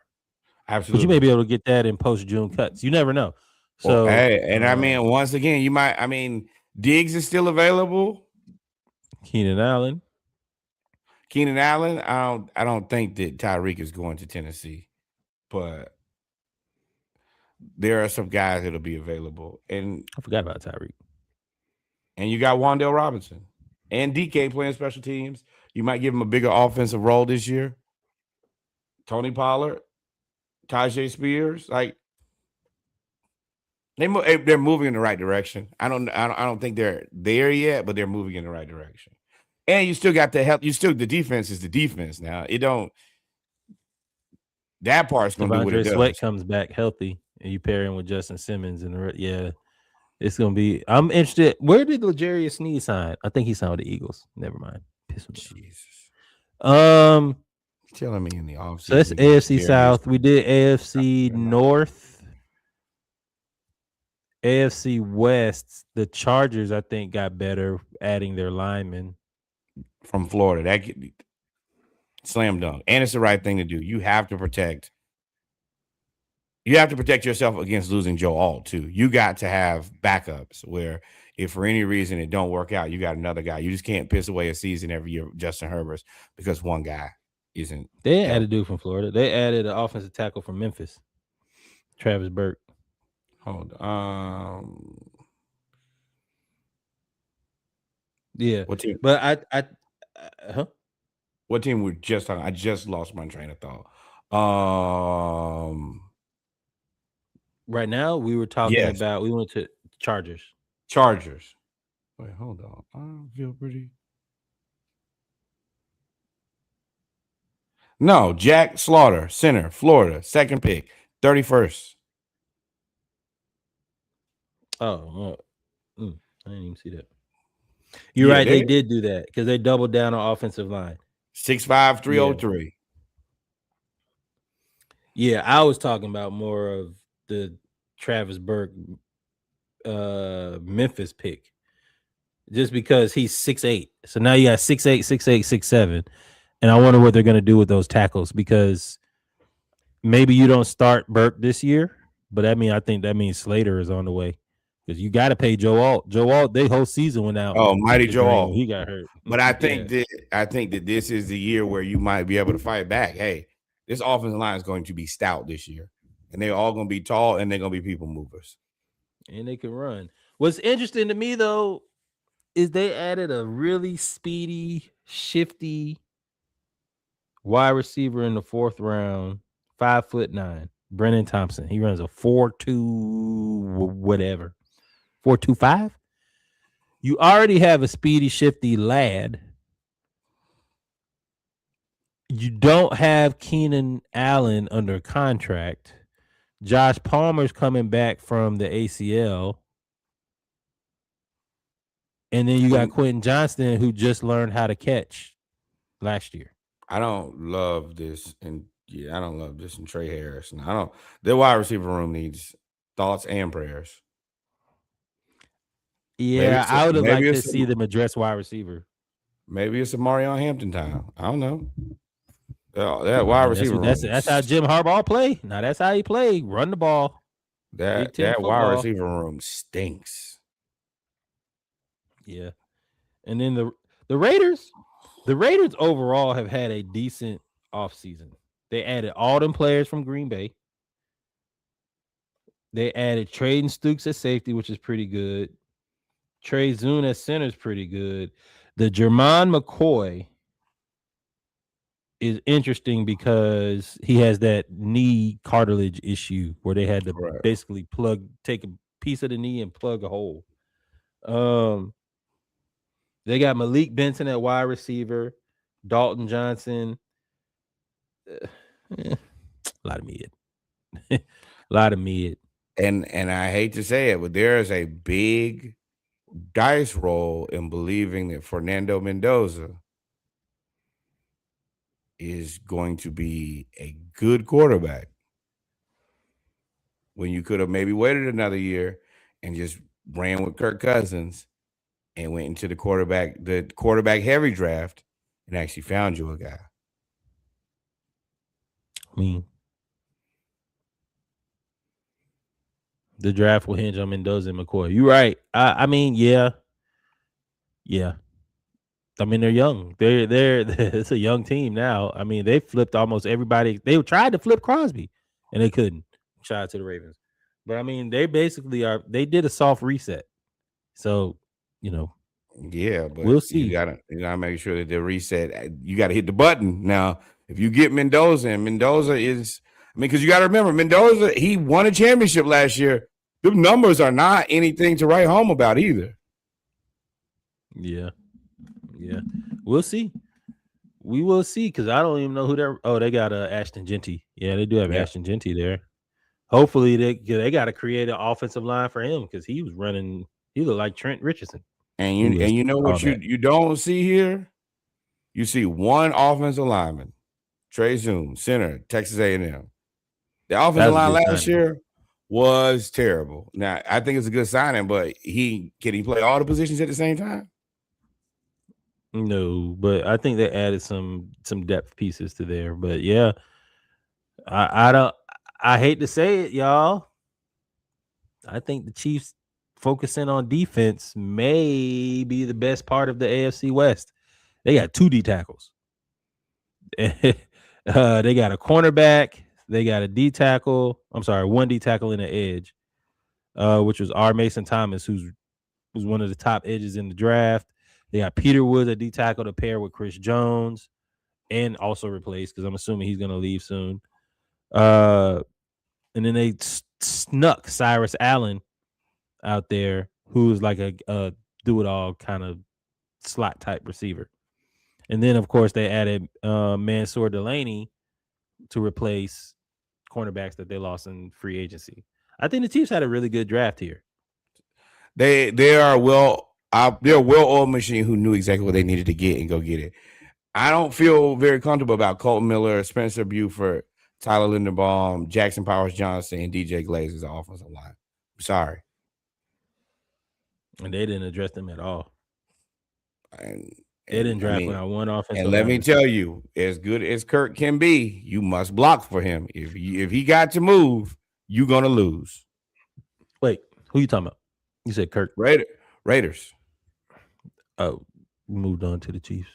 Yeah. Oh yeah, but what I was saying was that's the reason I think the Chiefs won this. Oh yeah. Oh yeah. Okay, the Raiders offensive line got to block. Yeah. I mean, they got to block a lot of people. Right, and they didn't block nobody last year. And neither one of these quarterbacks are athletic. I think that Mendoza needs time to develop. You need, once again, Ashton Genty needs some confidence. I think he can be a good running back, but you also have to give him an opportunity to not get hit in the backfield every time too. Yeah. You don't want to, like I said, Trent Richardson was another one that was pretty good, but he went and played for the Raiders, and they didn't block for him, and he fizzled out. And let me tell you, this wide receiver room stinks too. Trey Tucker, Jalen Naylor, Jack Beck, Dante Thornton, Shedrick Jackson, Brendan Rice. Nothing here. Malik Benson, Philip Dorsett. Not in love with it. I don't like anything about this.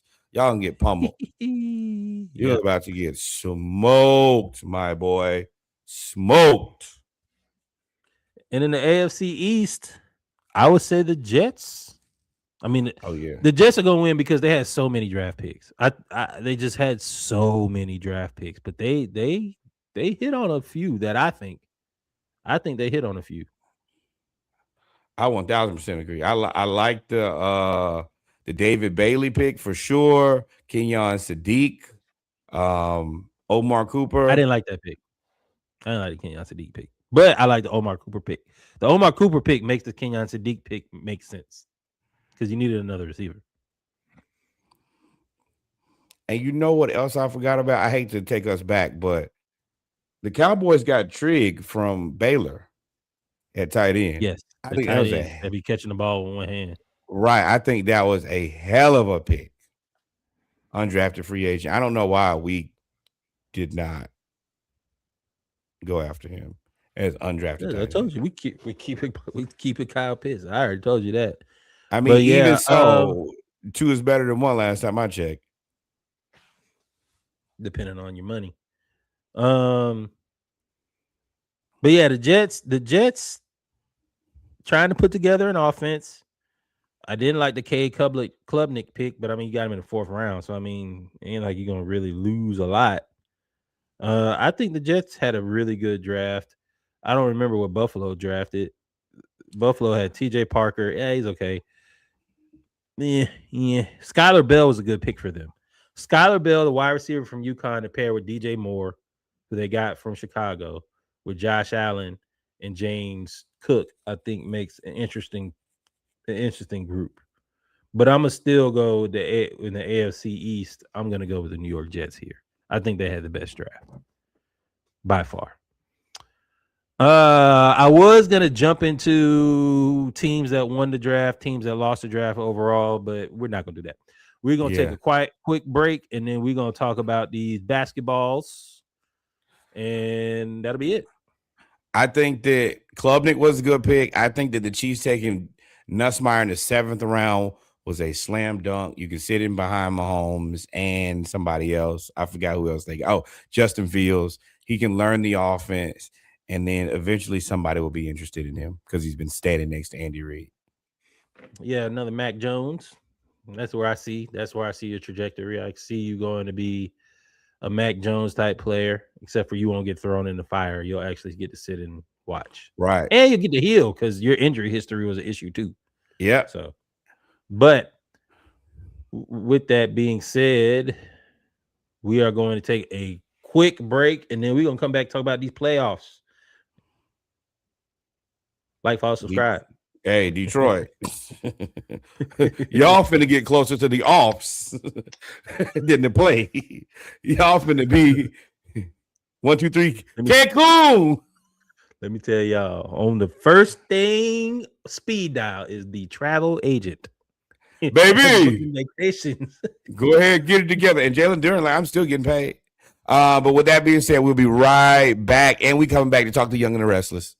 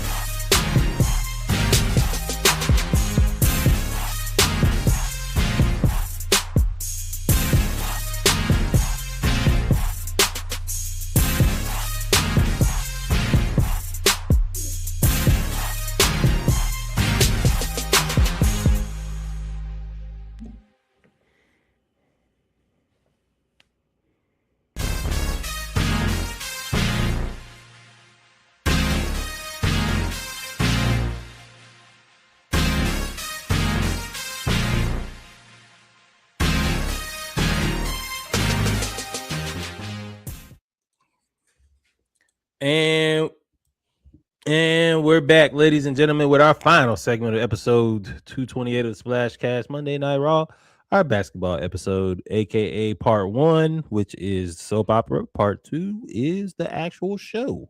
Where you want to start, Norwood? Well, this next part is, I ain't gonna call it love and basketball. It's love and something for sure, though, or cheating and love something, and lust, or not doing what I'm supposed to do, or getting called, or. And I know y'all probably wondering, like, oh, what is he talking about? Well, we're gonna pick our poison here. We're gonna start out the one that's probably been the most longest going after what we find out. Diana Rossini resigns from her post to ESPN after following this scandal with Mike Vrabel. If you've been living under a rock, then you might not know that. Looks like they've had a long committed relationship the last 6 years. She wrote a little letter and said, basically, she needed to step away. Mike Vrabel very much so in a PR statement said that he is not held up to the Patriot standard, which I 1000% disagree because Disagree, brother. This is tradition. Patriots cheat and Patriots are freaky. So you have managed to do both. Congratulations. Number one, groomed. Yeah, I mean, you got Belichick and his old lady and whatever situation that is. You got Robert Kraft and the old rub and tug special. You got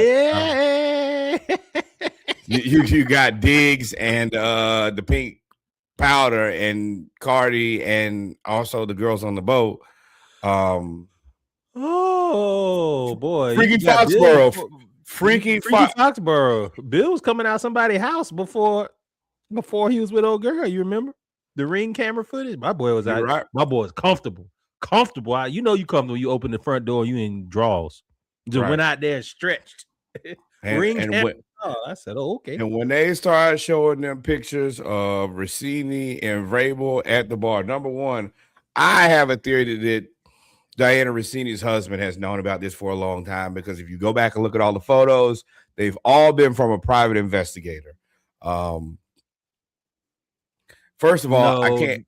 A lot of them did. The ones that just came out from 2020 was just somebody that recognized them, allegedly. Allegedly. Also, let me tell y'all, one of the worst lies y'all could tell us in the world. Y'all told, funny enough, a Meg Thee Stallion lie. Oh no, we were just at the same place. Y'all fingers were interlocked. There is nothing more intimate, including sex of multiple varieties. It's more intimate than interlocking fingers with a person of the opposite sex. Y'all go together and y'all go together bad. Go together bad. What's her first child's name? Michael. What's Mr. Vrabel's first name? Also Michael. The leaves. They be tea. I don't believe in violence, and I probably would not be interested in trying to get into fisticuffs with Mike Vrabel. But if I was Mr. Rossini, I'd be done shot him. Pew pew. I was about to say that I believe in all the violence. I ain't got to fight you to be violent. Like, right. Listen. But this is the thing. As long as they've been together, dog, that's not even your gal. That's my gal. Yeah, he'd been known. I think everybody knew. They said she threw a party. But see, so here's the thing about this. This is the real relationship right here. They are in love. They finna be like even the news reporters, relationship though, who got caught cheating and then just married each other. That's what they Wasn't Mike Vrabel in Tennessee when what's his name was there? No, you know what? They traded AJ Brown and Vrabel didn't want to. Right. And she was the first to, she always broke the news, and she had like insider information. I guess she was meaning. Yeah, now you know why you have inside, because when you get the text and y'all laying next to each other, hey babe, you won't believe what just happened.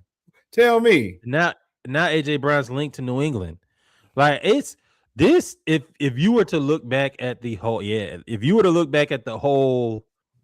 relationship, and they probably get into the nitty-gritty, it's probably some confidentiality violation somewhere in there, allegedly. But hopefully, I ain't gonna say hopefully, this is probably all gonna pass. If you win, nobody's gonna talk about it.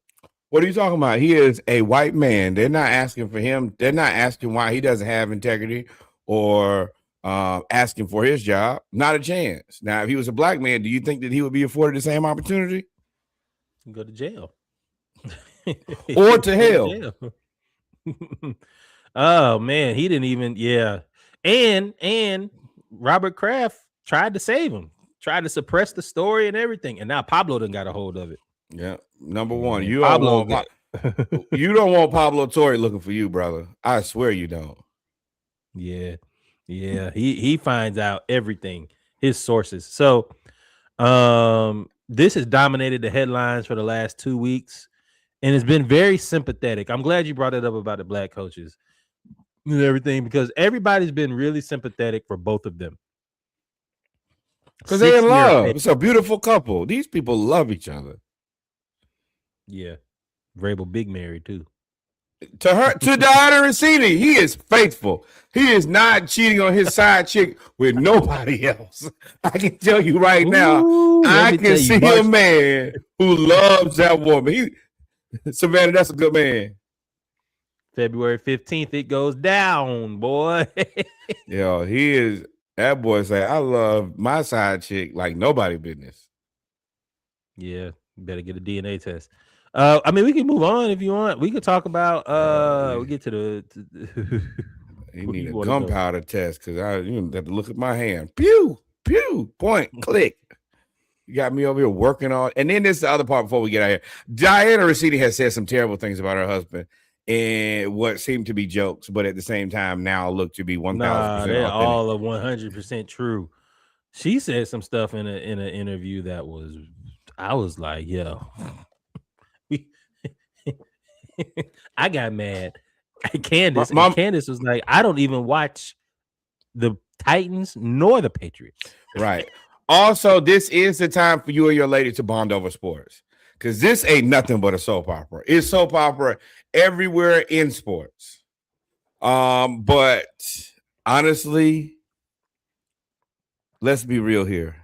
Diana Rossini gets another job somewhere, and Vrabel just as soon as the season starts, control alt delete. This is over with. Training camp. That man said, I'm going to 6 months of rehab. That boy went to the hey Tiger. Where do I go out of the country where they let me do whatever I want to? I'll be back. He finna go. And if I was that private investigator, I'd still follow them because I don't think they're done yet. They love each other. And it's gonna be they are forever intertwined and interlocked. and as much as they love each other, you know they're gonna you don't go cold turkey. No, they're talking right now. That's why she quit. Now they can have full undisclosed conversations now. No, I mean now, and this is the thing, Vrabel White probably don't want to leave till he win that Super Bowl. I'll give it another hey, just like old girl from Turkey Leg Hut. Let's see how good it can be before I get out of here. I don't want to run it up for the money here. I'm not finna let you just I'm not finna leave and let you have my man and have the money. The fuck? And leave me with the kids? Right. I already took this L. I'm She probably looked at him like, I'm not going anywhere. Don't talk to me, don't touch me. I'm not leaving. Now you just gotta sit there in the house and just look stupid in the face and text your side chick on the side. I miss you. Who in the same position, same predicament. Oh, I love that. In news that we all knew was going to eventually happen, Meg Thee Stallion and Klay Thompson have separated. Meg Thee Stallion went to the internet yesterday and threw him under the bus and said he cheated on her. And then the entire internet, female population, jumped him. This is the same Klay Thompson we know literally nothing about. He likes to drive boats. He has a dog named Rocco. He has a boat. That's it. Now he's dead meat. I think that this is interesting. I think that Klay will probably pull a Mike Vrabel and just not say anything. Vrabel made a statement. That's where he messed up. Yeah, I mean, he had to make a statement. There was no way that he was going to be able to go through the draft and all of these preseason interviews and not say anything. So you just say the absolute most nothing when you say something. Klay don't have to say anything at all. Yeah, and basketball season for him don't start till October. What are you talking about? By then he'll have a whole white woman. And she'll never say anything on the internet. How about that, man? Oh, yeah. Yeah. I don't really care about this. It's just, it was so interesting to me how everybody was like, yo, I can't believe this. The insults that came in the side picking, like, it was like, yo, like, if you don't agree, F you dusty, and it's like, woman hater. You hate women. You want to. She's been through everything.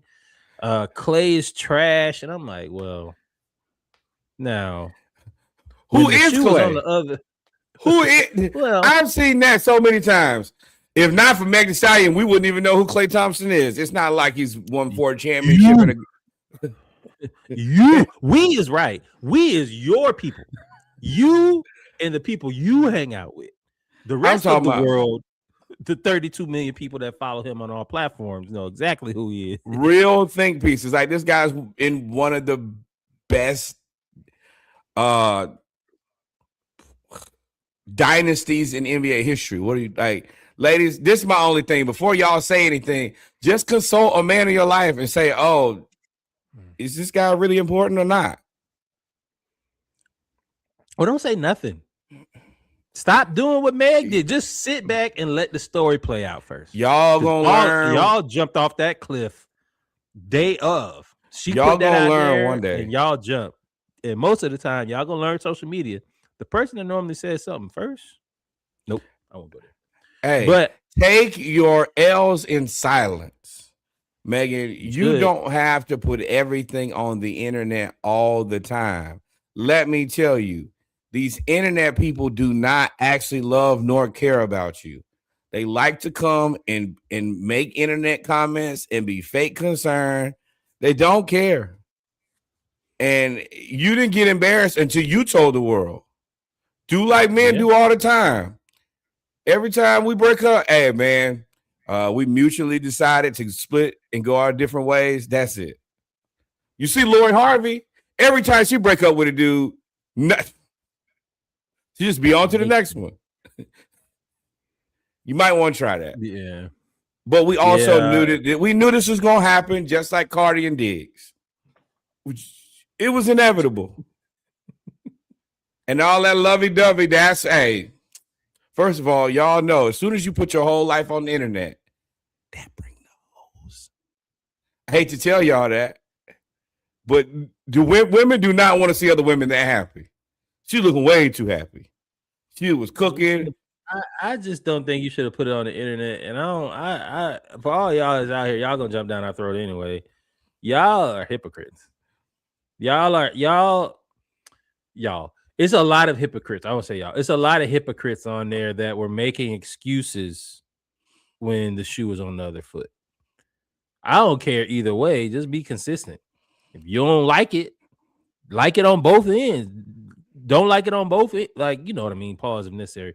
Don't like each scenario. Don't champion her and then crucify somebody and they do the same thing. And the other part about this is I've asked every woman that has called me a woman hater, which is crazy because I am actually a staunch feminist, is would you let Meg date your brother? The answer is always, hell no, I wouldn't. So you want somebody else to volunteer for that, but somebody who you love and care, nah, you wouldn't ever let that happen. I find that very interesting. But that's just my business, and I'm going to mind my own business. Y'all be safe. I do think it's everybody involved. I'm happy for the people who are happy that this happened. I am sad for the people who are saddened by this. Whatever you needed to get through, peace and blessings. Now, I can say that you should take advice from these two, Paige Buckers and Aziz Fudd. They asked Paige about her relationship. She said, I believe me and Aziz's personal relationship is nobody's business but our own. Now, that is an answer I can get behind. Mind your motherfucking business. What we got going on ain't got nothing to do with you. Don't hit my line. Don't ask me no questions. And I've given you the statement, so don't ask me no more questions. Also, if I was the Dallas Wings, I would never have done this. Interesting here. So if they have a problem asking about those two relationship, when from a basketball standpoint, that could 100% impact performance on the court.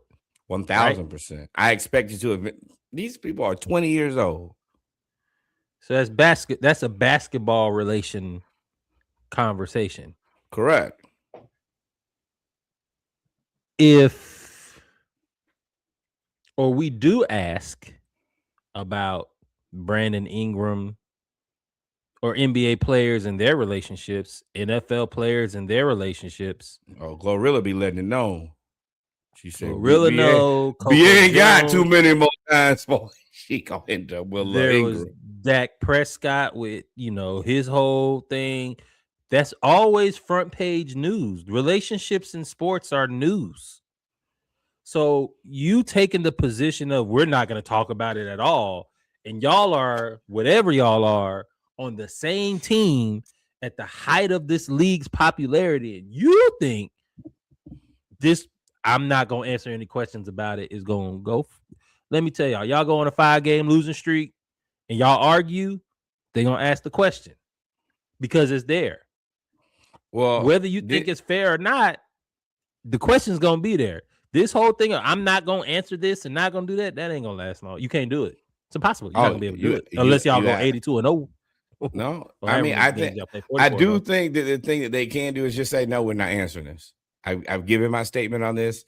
Refer to my last statement. I just think that two people fresh out of college in a relationship, there's a very little chance that this just works out perfectly and they stay together forever. I hate it, but we've also all been there. So in that case, those relationships get rocky, especially in your 20s. You're not really developed to be able to work through a relationship as a person who has tried to tell everybody, man, keep what you do in the streets away from your job. It will cause a headache. The streets is the job. It's like women's. This reminds me of women's soccer. The women's national team, when in the WNBA, they have the relationships. You can't avoid those conversations. This is part of what makes this league interesting for a lot of reasons, is because of the dynamic in which you have. I mean, they're very LGBTQIA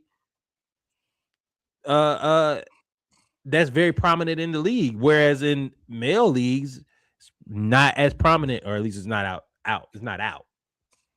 So like right. To me, when they had those questions about a women's national team, you can say I'm not going to answer it, but that didn't stop them from having the questions. Eventually you're going to have to answer. You have to say something other than you don't have to. And like, I don't think they have to answer. I'm more concerned about the actual relationship and them being able to get in and day out. Once you told a reporter, I told you what I think about this, especially them being LGBTQ, you can't really press them because then you seem like you're not an ally. You have to kind of leave it where it is. But I just think that for the practice, this is dangerous and reckless. But I mean, in the 20s, some of us did dangerous and reckless things. So such is life. I have no clue what you're talking about. All right. Well, that's nope. That is As the World Turns. We are now going. We ain't taking no break. We are we're gonna take a 1 minute break, literally 1 minute break, and we coming right back, and then we're talking awards and playoffs. 1 second.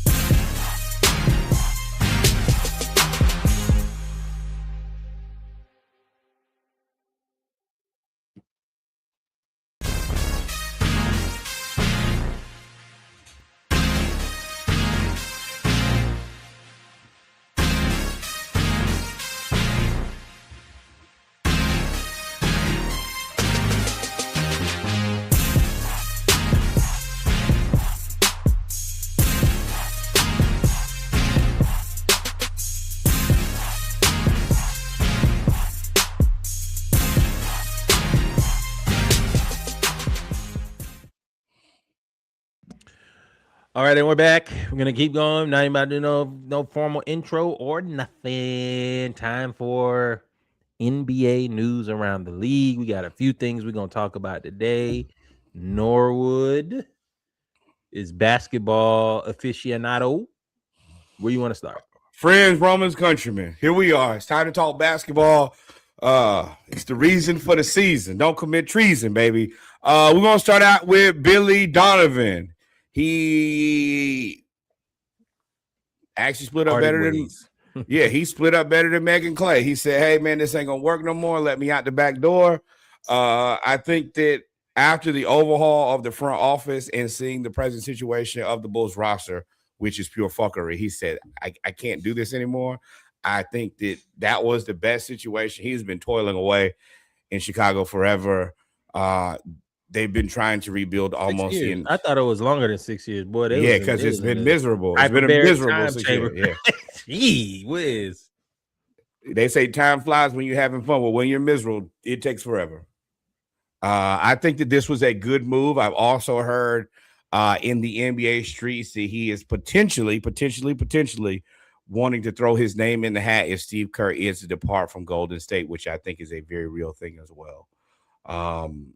Chicago, yeah, Chicago.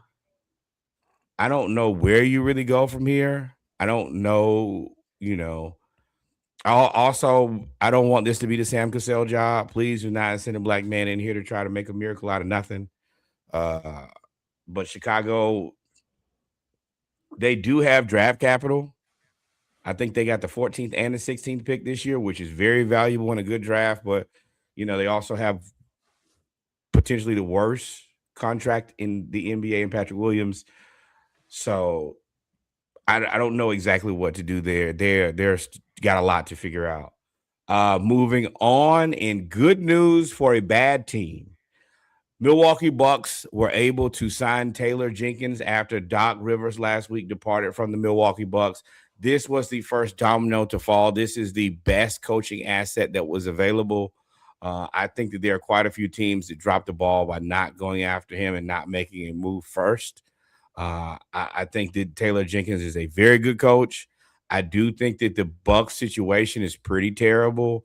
I don't know how you navigate out of it. And for a guy who was with the Memphis Grizzlies before until it fell apart, taking over this job and not really knowing what this roster is going to look like is a big risk. I think that he may have played his cards too soon because they're literally in a fight with Giannis and the entire world knows it. So they're negotiating from a place uh, with no leverage at all.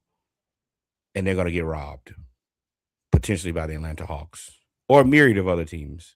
The Buzzards are out. The Vultures are out, and they're looking to pick over and get get Giannis for nothing.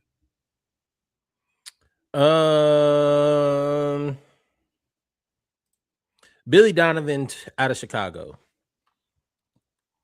I'm not surprised that he's out of Chicago. I was surprised that he left so late. I for sure thought he was going to throw his name in the North Carolina hat, and it just didn't happen.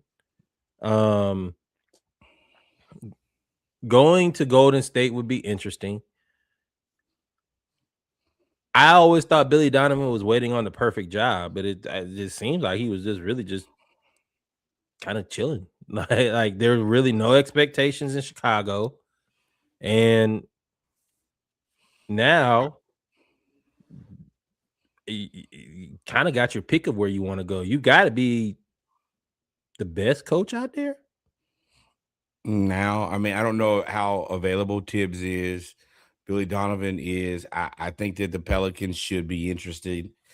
The only thing there is the Zion Williamson contract, I think, is nuclear. But outside of that, you got bare bones of a really good team and potentially could make that team into something, even though it's a tough West.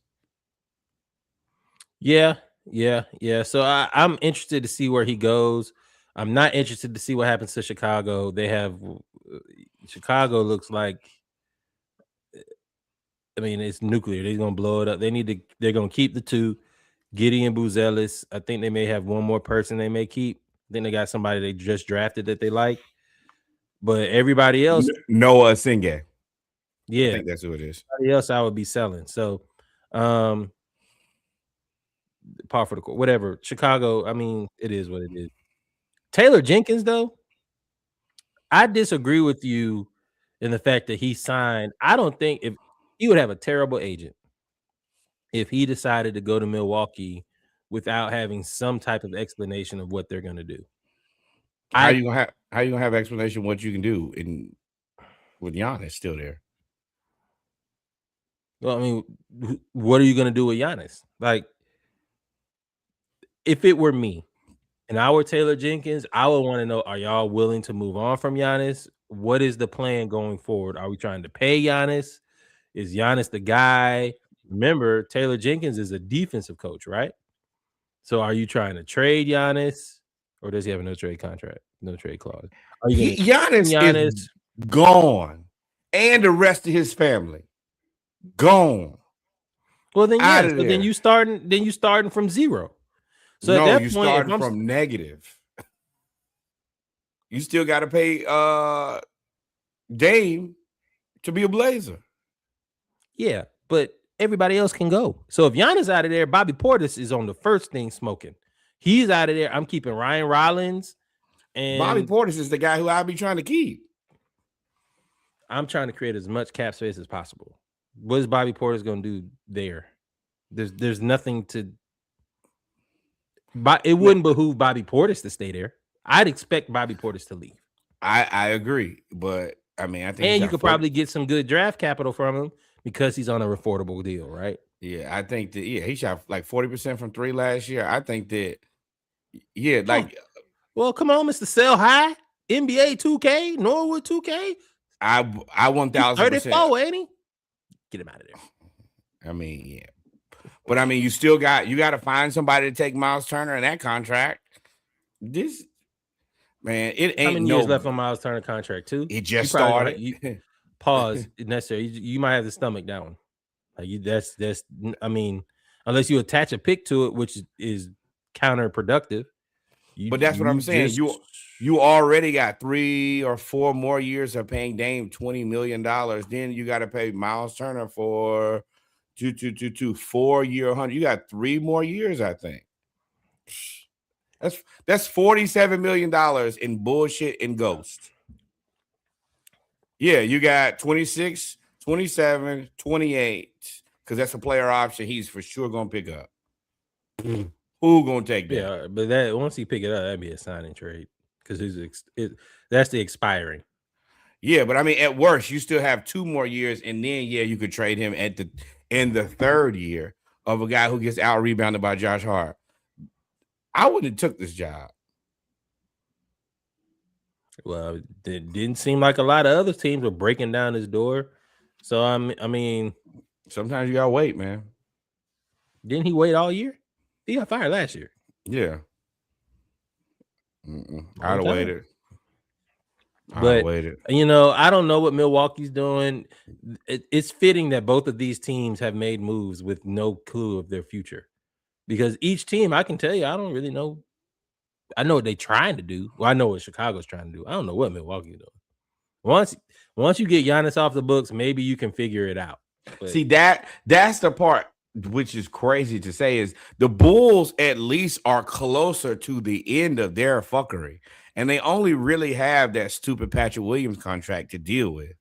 You got to deal with this ugly situation with Giannis. You got to try to flip Miles Turner.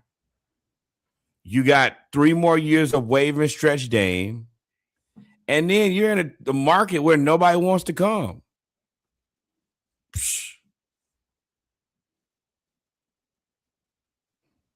Oh, and you got to wait to see what the Atlanta Hawks get in the draft. Now the thing is they will probably end up with like the 12th or 14th pick in the draft, which might be okay, but you got to watch the draft pick you really want. Go to somebody who's already doing better than you.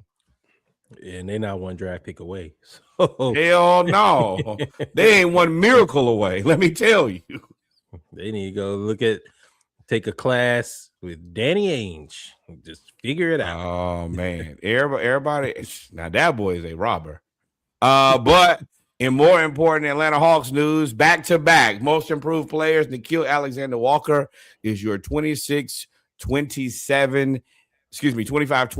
NBA most improved player.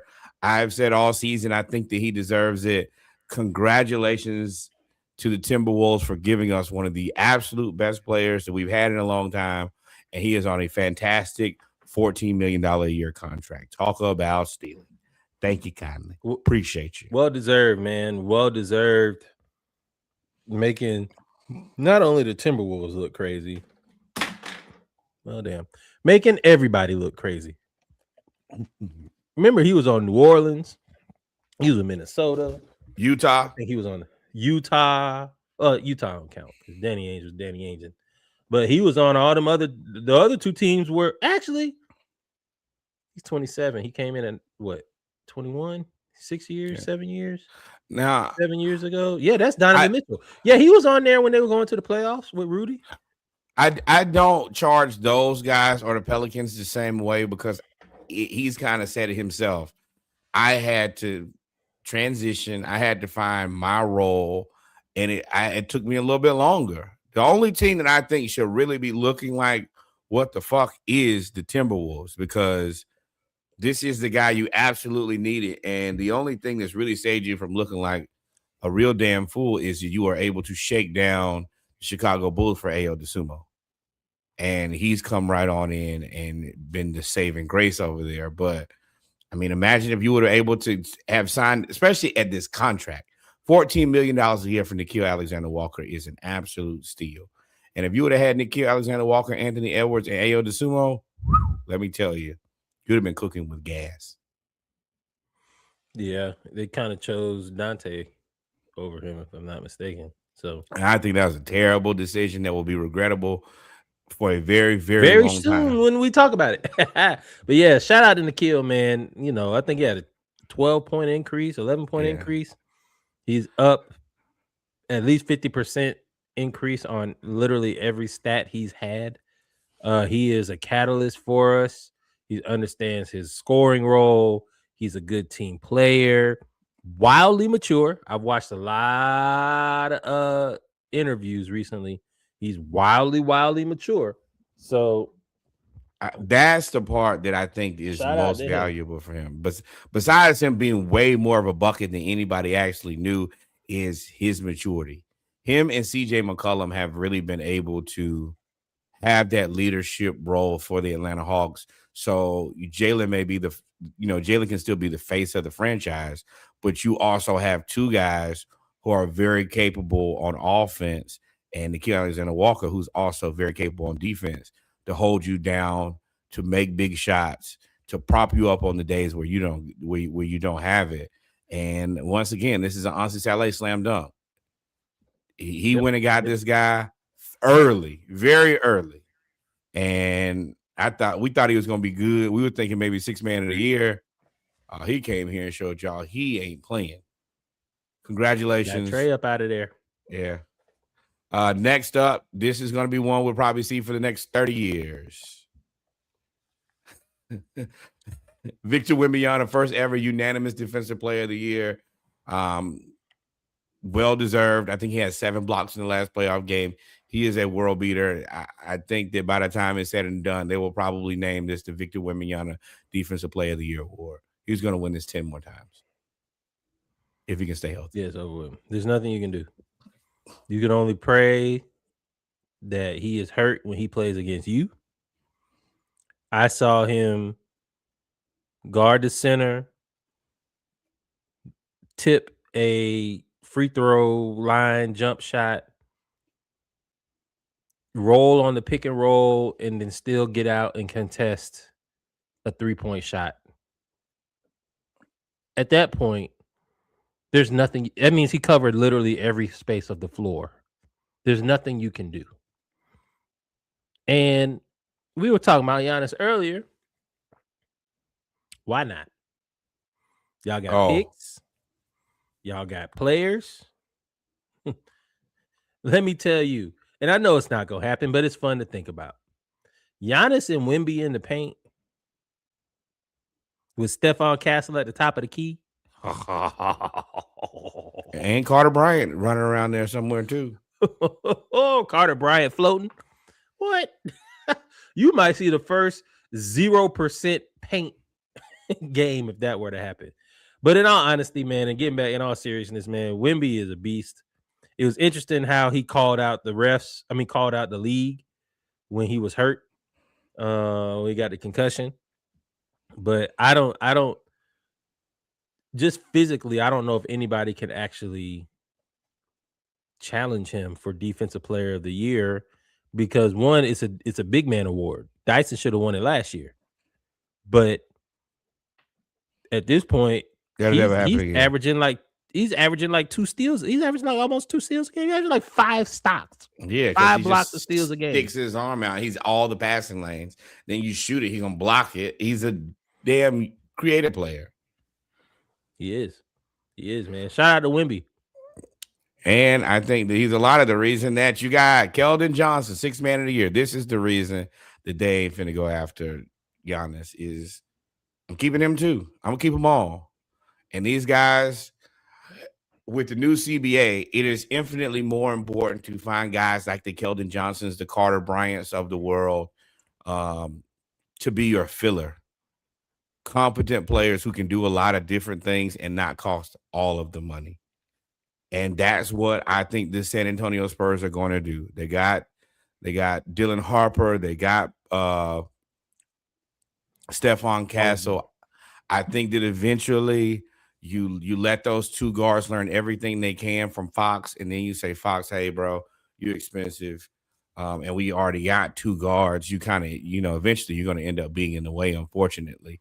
So, yeah, for me, you flip that asset and you either, do what OKC has done and try to, get younger players, or you get or you get draft picks so you continue to have this influx of young, cheap talent to come in to play around Wemby, Castle, Harper, and then the rest of it. I think Harrison Barnes, probably your last year in that position. I think they're going to try to upgrade it to power forward.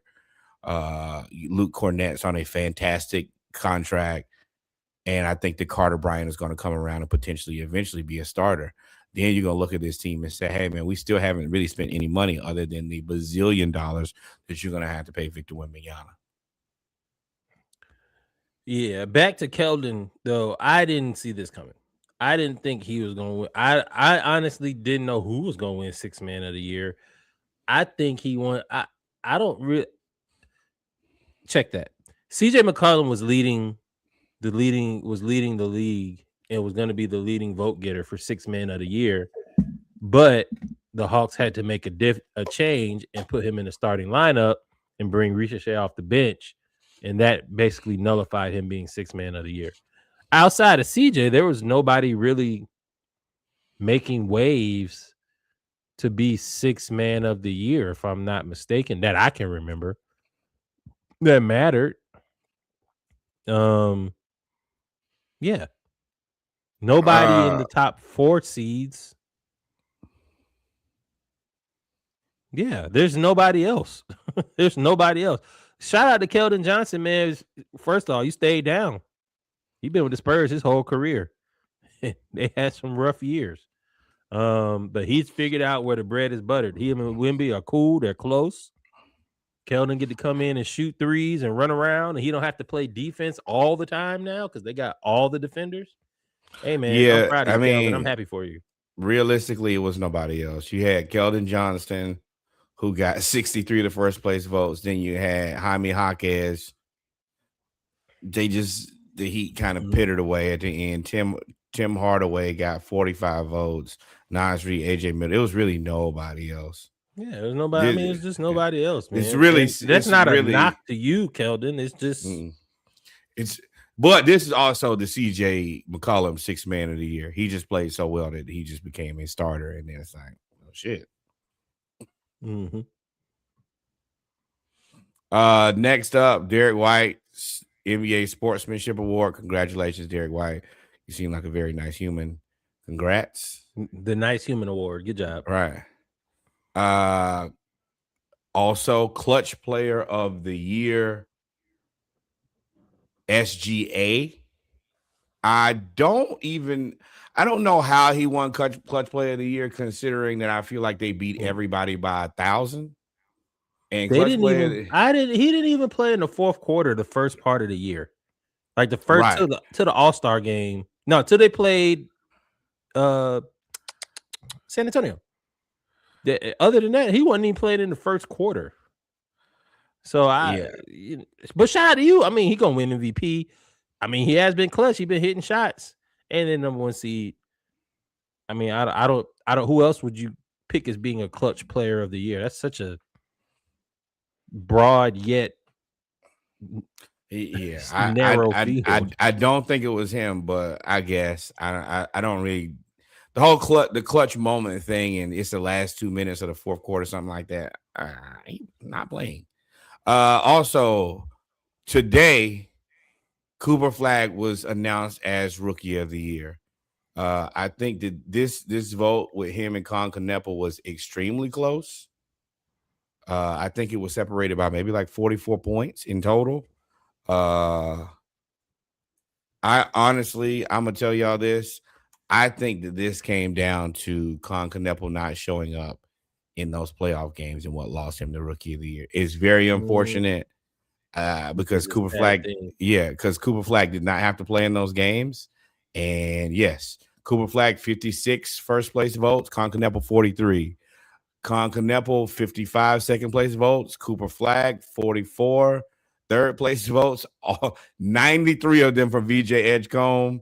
Yeah, it was close. And I honestly think that Con Kneppel was a better rookie. I think that he did more. I think that he pushed his team, the team success, everything. I think that this was all right. Let's give it to the guy who is more marketable, to be completely honest. I think VJ Edgecombe probably was the one that I would have probably voted for. I mean, that team held it in the road. You had Steroid P and Glass Embiid. And I didn't want to call Embiid Glass because he played as much as he could, and then he just had bad luck Embiid is what I'll call it. But this is the And thing. VJ him and Maxi, got zero first place. which is Zero. crazy. Him and Maxi carried that team. Carried them. I mean, But Don Barlow. Remember, you hate that guy. I don't I hate mean, him. I just don't think he's very good. But okay, also, I mean, whatever. I think that Con Kneppel leading the NBA in threes as a rookie should have been kind of open and shut case for me. Yes, actually. Yeah, it should have. In this NBA, where everybody is a shooter and you come into the league as a guy that people are like, maybe he's good, maybe he's not. And you literally shoot the cover off the ball, and you and your team, once y'all figured it out, y'all were one of the toughest teams for the last quarter of the season. Cooper Flag has played, but he ain't played in the game that matter yet. Nope. But congratulations, Cooper. You did. I think you were the youngest player to score like 50-something points. Right. Shout out to you. Where you want to start? Let's start. Hawks. Let's start.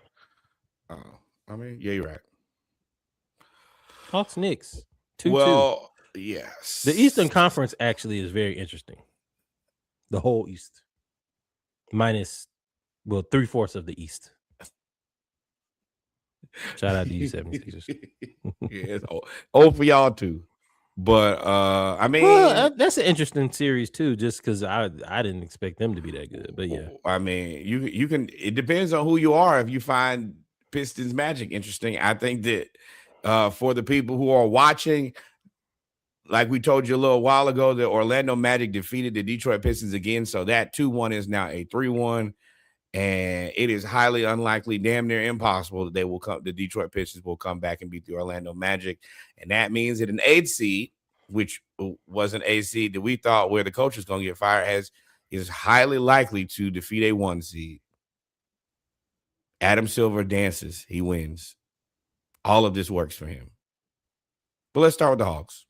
Knicks. Hawks Knicks 2-2. How you feel about the series so far?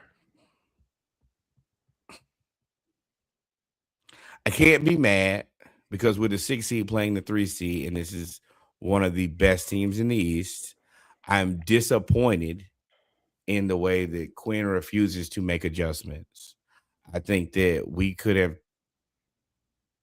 I think we could have made adjustments and potentially went up 3-1, which would have been very big for us. We won the first game in the Garden. It came down to the very last possession. Won the second game in the Garden. Excuse me, the second game in the Garden. And then we won the first game in Atlanta. That's the one that came down. Thank you. They came down to the very last possession. And first, CJ McCollum killed Deuce McBride, just murdered him. I think that was a terrible decision by Coach Woods to go all small. I still to this day don't understand why he did that. And CJ McCollum immediately killed Deuce McBride. And then we got whooped in game 4. We got destroyed. Yeah, this series as a whole, I was frustrated in game 4, but of course, y'all know in the moment I'm very passionate about watching my team, so I was very frustrated in the moment. But the Knicks have been together for Forever. 4 years now, at least 3. So they are battle tested and seasoned. And in game 4, they turned everything up a notch. Josh Hart turned it up a notch. Cat, they ran a hub through Cat. I was gonna say that Mike Brown out coached Quinn, but I mean he ran one play. They literally changed one play and just out hustled us. And the youth of the Hawks is what showed up in game 4. Game 1, I think, for the most part, I think game 1 we could have won. Even though we lost it. And in game 2 and 3. What's frustrating about this as a whole is because I'm not gonna break it down game by game. We all saw what CJ did. They picking on Brunson. What's frustrating with this series as a whole is that we still have the same issues that we've had all season. The main issue being we are an awful third quarter team. Absolutely deplorable. And again, being a bad third quarter team has to be strictly on coaching. Because in the halftime, you're supposed to go and make adjustments. You're supposed to figure out what they're doing. You're supposed to be able to, okay, I'm going to tweak the lineup. I'm going to play this person. I'm not going to play this person. The third quarter, in game 4, we were down 7. We got outscored by 7 every quarter except for the 4th. And Quinn, for some reason, I guess he's lost all faith in Zachary Ricochet after game 1. But to me, you're doing yourself a disservice by trying to coach like Mike Brown. The reason you won games 2 and 3 is because you made Mike Brown adjust to you.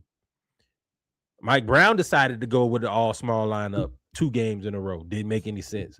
Mike Brown decided to play Cat and Brunson and give Brunson ISOs against a 6'7" guard that's guarding him. And then Mike Brown, you were the one that were dictating to Mike Brown. Once you start trying to match his small lineup with his small lineup and steal minutes with Corey Kispert, but not play Ricochet, that's when the Knicks blow us out. Every time. Third quarter. Every time. So the Hawks, for me, if y'all gonna win this series, 1, I do like the adjustment that he did make, which is why I'm pushing back on you about he doesn't make adjustments. He took the ball out of CJ's hands, and that's when we made a run. Quinn has to figure out how to not spam the spin button, as you say in Madden. Bro, you can juke left and juke right too. You don't have to spam you don't have to give the ball to CJ on ISO every time. Every time, you don't need to do that. And Jalen, bro. I know this your first.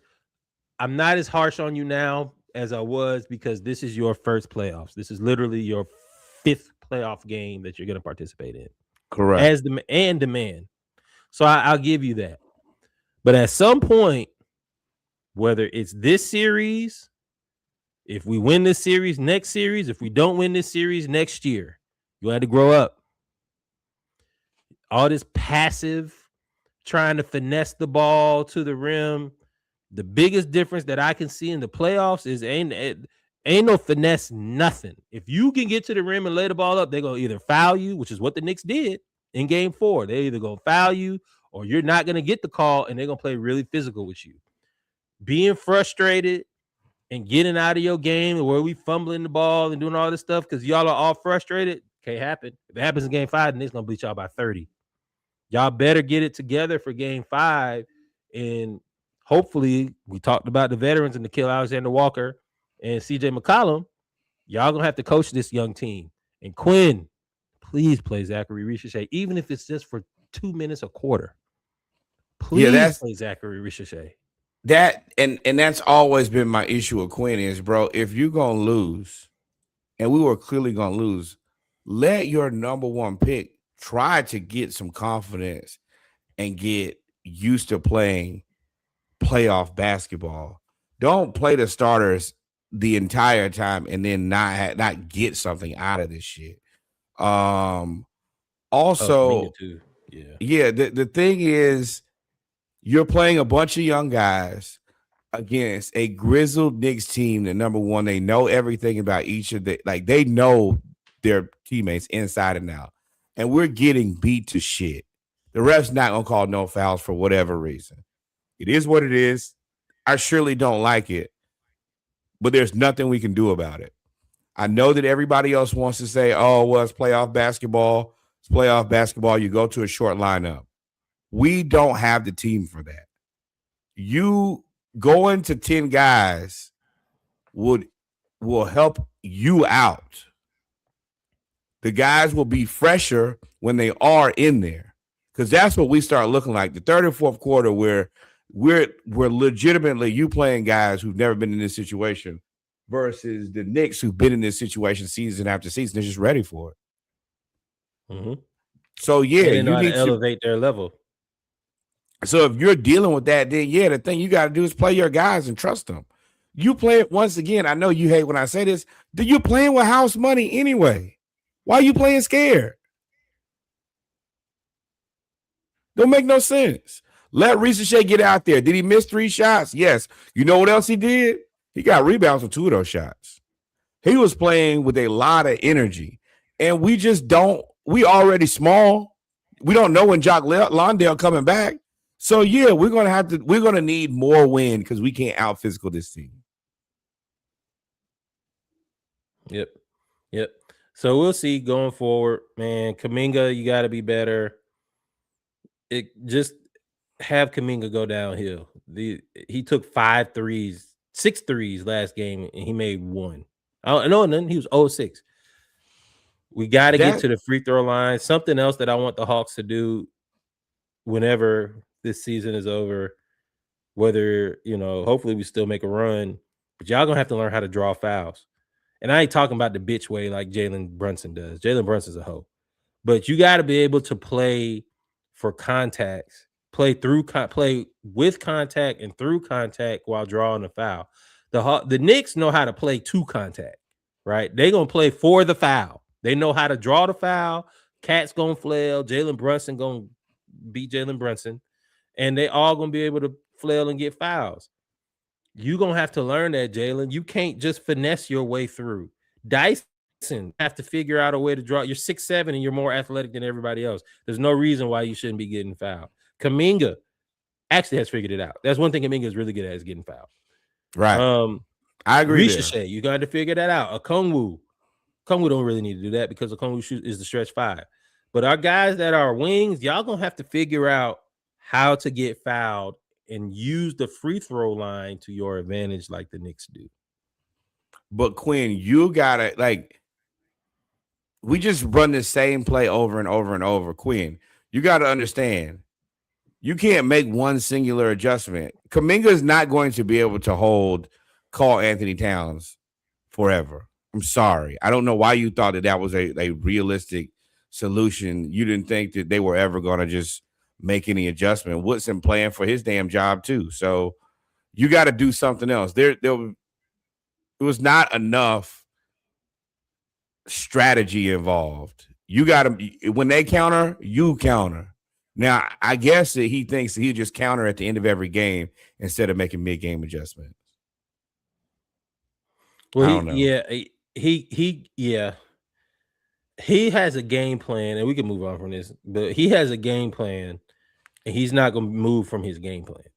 That's and it's stupid cool to me. game to game, but it's terrible half to half. I mean, that's why we're such a good fourth quarter team, because our third quarters are so bad.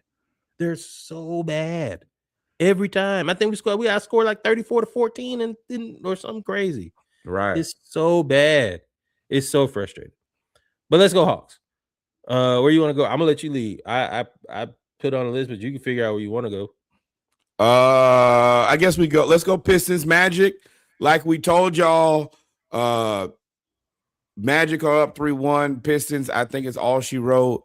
The unfortunate part about this is you're still going to have to max Duran because he's going to end up being first team all defense, and he'll probably be first team all NBA at the center.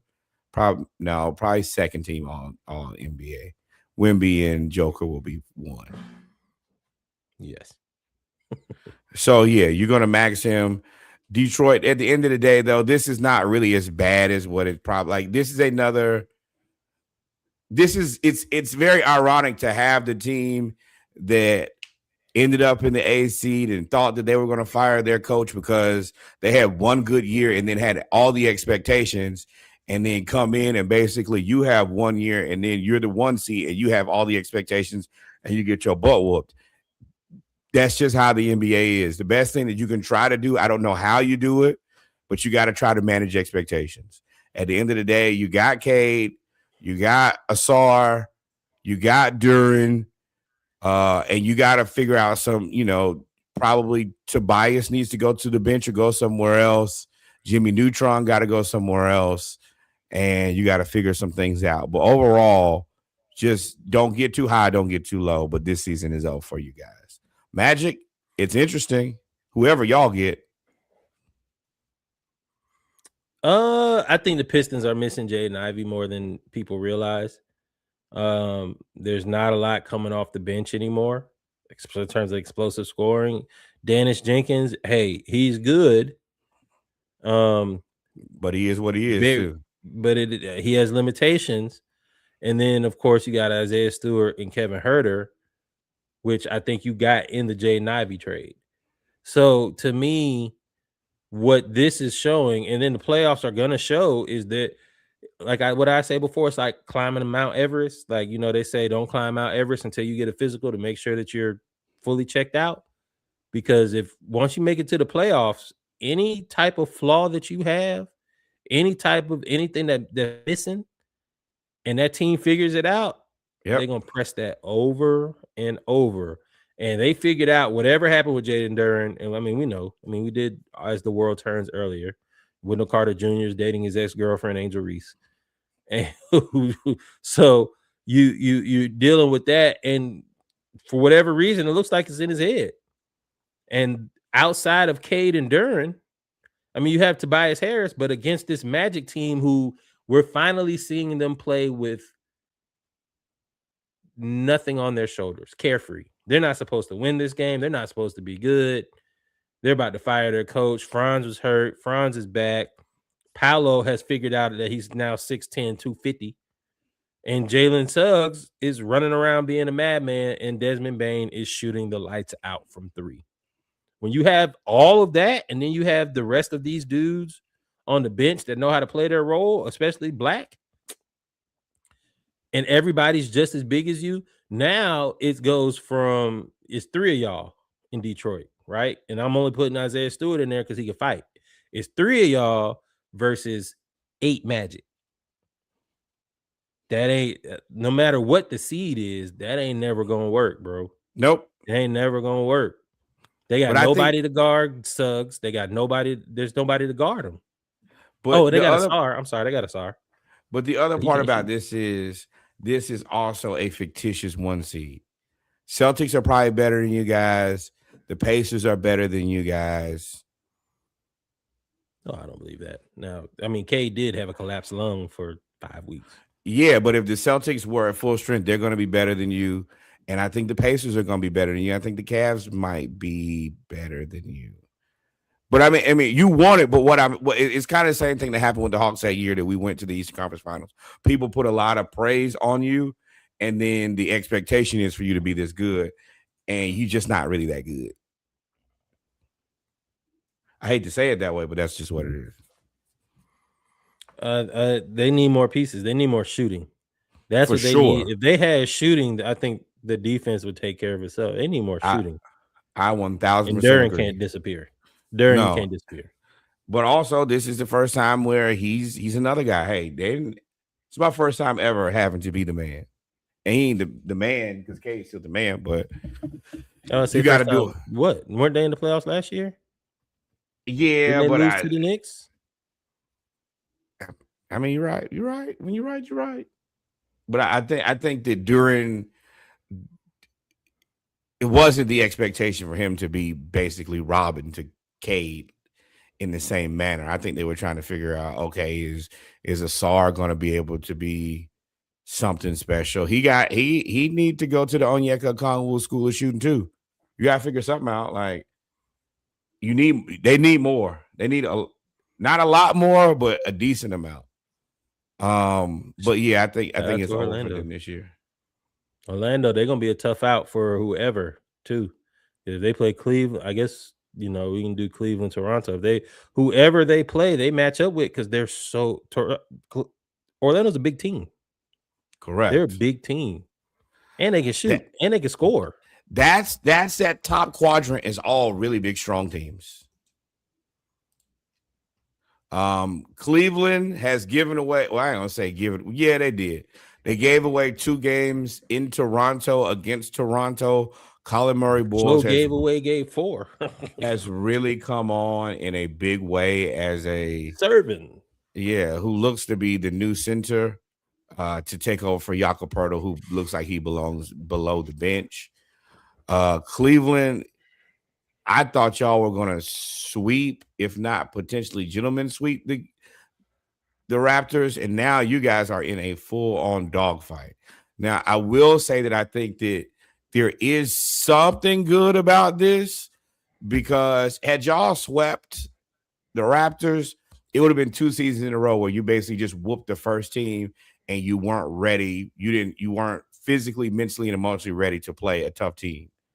When you get the Orlando Magic, if you are so fortunate, you should already be running hot. And I think that should be good for a team that I think has some players that are a little soft, Evan Mobley specifically. But you got a dogfight right now. If you can get past Toronto, now Toronto, I mean, they're another team that jumps you 6'8" to 6'11". They got all of them, and they gonna throw them, especially with Colin Murray Boyles now, who's basically, athletic version of the Onyeka Okongwu, and with Brandon, Brandon Ingram. Brandon Ingram being 6'11" and not being scared to shoot. I mean, there's nobody that Cleveland has that can really guard him because you're not going to put Mobley on him because he's just going to sit outside and shoot on you all day. And then you have to put Jared Allen on Colin Murray Boyles, who can actually shoot a little bit too, which leaves you with Scotty Barnes. Or you put Evan Mobley on Scotty Barnes, and that leaves Brandon Ingram with Dean Wade, who I don't care what y'all say, or Sam Merrill on him.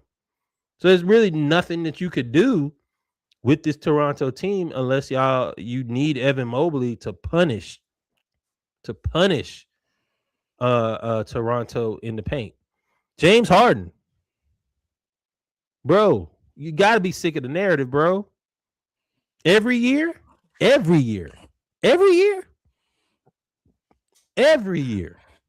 consistent. May, April, May, every year, like spring to summer, you're going to disappear like fall. You out of here. Gone. Yeah, I guess for me, I think that it more hinges on, like I told y'all when we did the preview show for the playoffs, can Spider get 30 points? Spider gets 30 points, y'all probably can win. If you don't get 30 points, it ain't going to happen. And that's a tough place to be because asking a guy to basically give you 30 every night is tough. But you need it. You got to have it because, like I tell y'all, Jared Allen ain't going to be able to get you 20 consistently. Mobley going to get you his 20 and 10. Whoever you roll out there, the small forward, going to get Well, you. I said they need a 3. That's what they need. They need a scoring 3. But you need But you James to don't. beat James too now. James, But you can't have 8, 10 turnovers and all of that stuff now. That's you're that's right about egregious. that. But James is 20 and 10. That's it. You supposed to make Evan Mobley and Jared Allen better. That's Ye- why they brought you here. That's what you said. yes, correct. But he's going to be 20 and 10, nothing more, nothing less. I don't know That what should be they're. enough to beat Cleveland. I mean, that should be enough to beat Toronto. Yes, that should be enough to beat Toronto. You had Toronto shoot the worst field goal percentage, I think, in NBA history and still win a game. Honestly, it might even work enough against, the Orlando Magic. But the issue is, it's this bottom right quadrant. They can score. And when you're going to need to advance, which would be probably the Eastern Conference Finals, I don't know if they have enough firepower to get past. And if you're the most expensive team in the NBA at the end of the season, they're going to have to split this team up. The bottom quadrant he's talking about, for those that are listening, is the Knicks, Hawks, and the Celtics 76ers. So we're confident to say that the Magic are going to beat the Pistons. We don't know what's going to happen in the Cavs versus the Toronto Raptors or the Knicks versus the Hawks.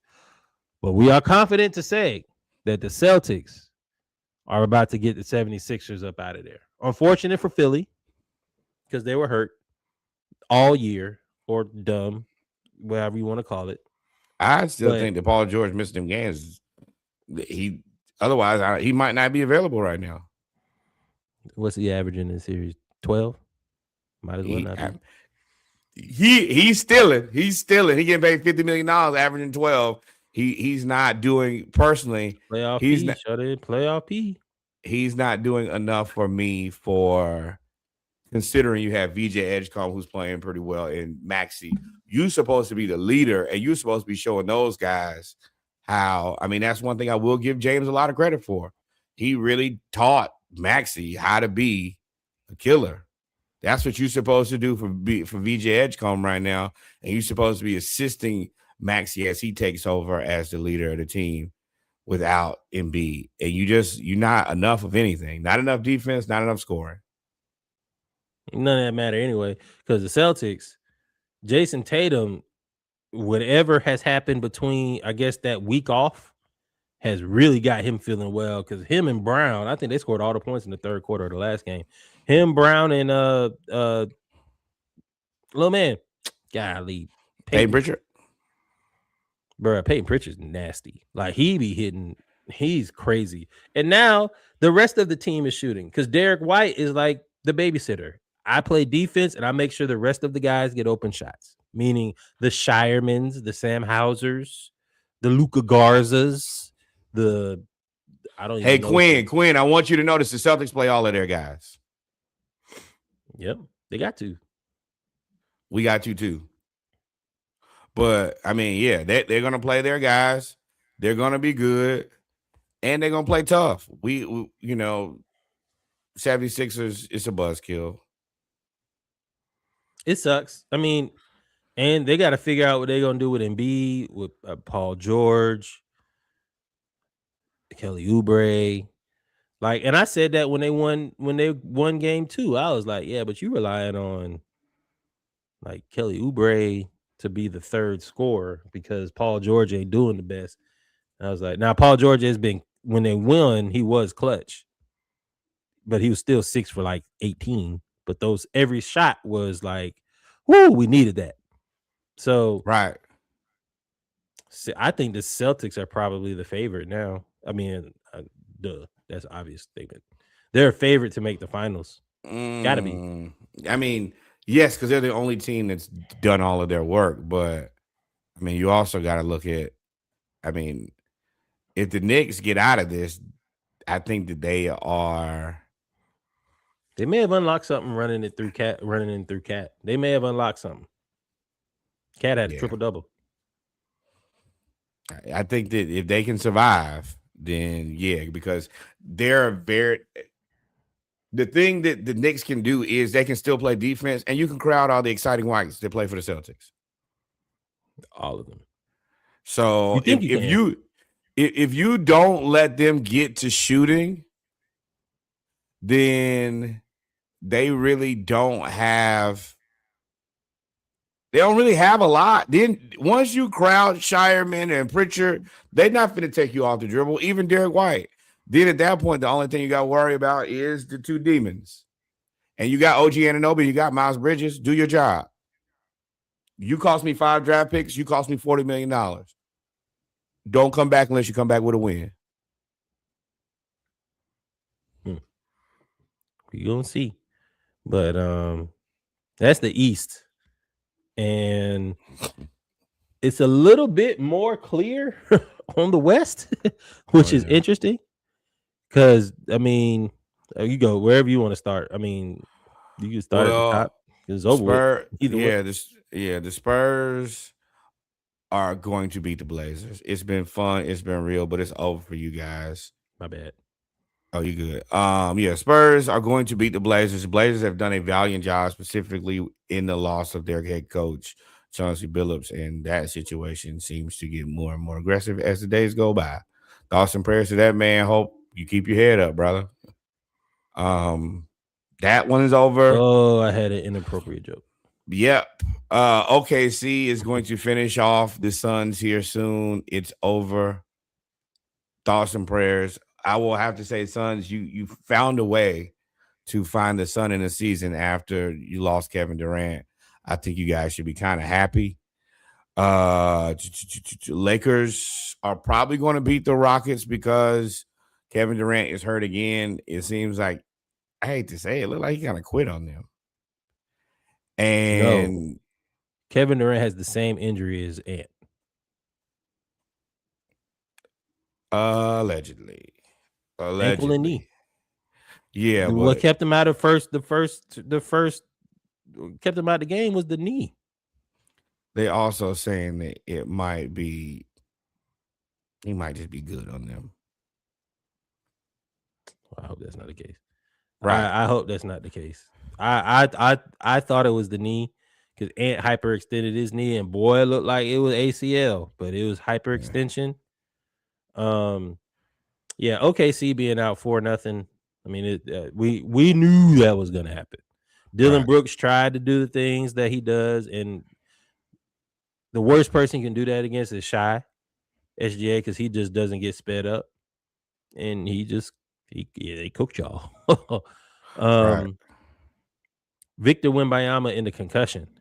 What's funny about that is he said he wanted to play the next game, and he doesn't like the concussion protocol rules and the way that the league handled it. And let me tell you, Vic, you may hate it, but this ain't football and this ain't hockey. They take it very, very seriously. Yeah. And you should be grateful that you got on the court in game 4 because normally that's 10 days. And they allowed you to come back. Normally that's 10 days. So, but I mean, it's the Trailblazers too. And you needed to come back too because the Trailblazers in game 4 were up 17 at half. And then there was a 37-point turnaround where the Spurs won by 20. So actually, none of these have been really that interesting to watch other than Nuggets, Timberwolves when they be fighting. Right. And I mean, now For y'all who don't know, Joker and Jaden McDaniels got into it at the end of the game. Again. I do think that I watched something that Draymond said, and it made a lot of sense to me that potentially Joker tried to get Jaden McDaniels put out of the next game by hopefully getting him ejected, which did not work. But I think that was a wise decision because Jaden McDaniels said, hey, y'all don't play no defense, and they have not played any defense. Now, the unfortunate Proceeded to part, cut y'all ass. right, the unfortunate part for Minnesota is they lost Dante DiVincenzo to a Achilles. And then you also, and then you also lost Anthony Edwards for the foreseeable future with a hyperextended knee, as Reggie mentioned before. And the Nuggets are 22 in game 5. So I don't know what exactly happens from here. They're getting smoked today like a Christmas turkey. Julius, this is your time to shine, dog. This is you. Julius, what are you gonna do in game 6? There's nobody else. It's nobody else. No Dante, who's your who is the 3-point shooter on that team. No Ant. It's you, Jaden, and Rudy. With Bones and Ayo DeSumo coming off the bench. Which means you're probably gonna have to start Ayo anyway. Which means they're down to a 7-man rotation. It's all on you. It is all on you, Julius. How you gonna act? I don't think. I mean, it don't matter because next week you're gonna get smoked. But if y'all can win this, it's right. all on you, dog. I mean, you only going to get whooped again, especially if y'all don't have the opportunity to have call. I mean, not Call Anthony Towns, but Ant-Man. And I mean, what are we doing here? We playing to lose, but yeah, we can try it, I guess. But I don't know. I think the Timberwolves, you do have to you got to get it done here. You got to be able to beat the Nuggets one more time. Julius, that has to just be, hey, it's me, it's Rudy, it's Jaden McDaniels, it's Ayo DeSumo, and we got to beat these guys one time. We got to. You can try. I mean, Joker got pissed. No, there ain't no. What Yoda say? There is no try. There is only do. Yeah, that's Yoda. Yoda was a 900-year-old demigod.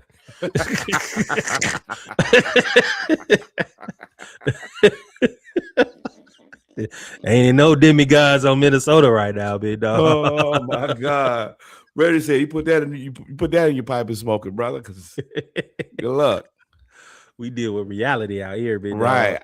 I think that kind of sums up. We're kind of the East is the West seems to be relatively settled, minus this Nuggets Timberwolves thing, and the East right now is wide open. And I think that's kind of basically how this season has played out for the most part. The West has been pretty, from day one, it's been pretty cut and dry.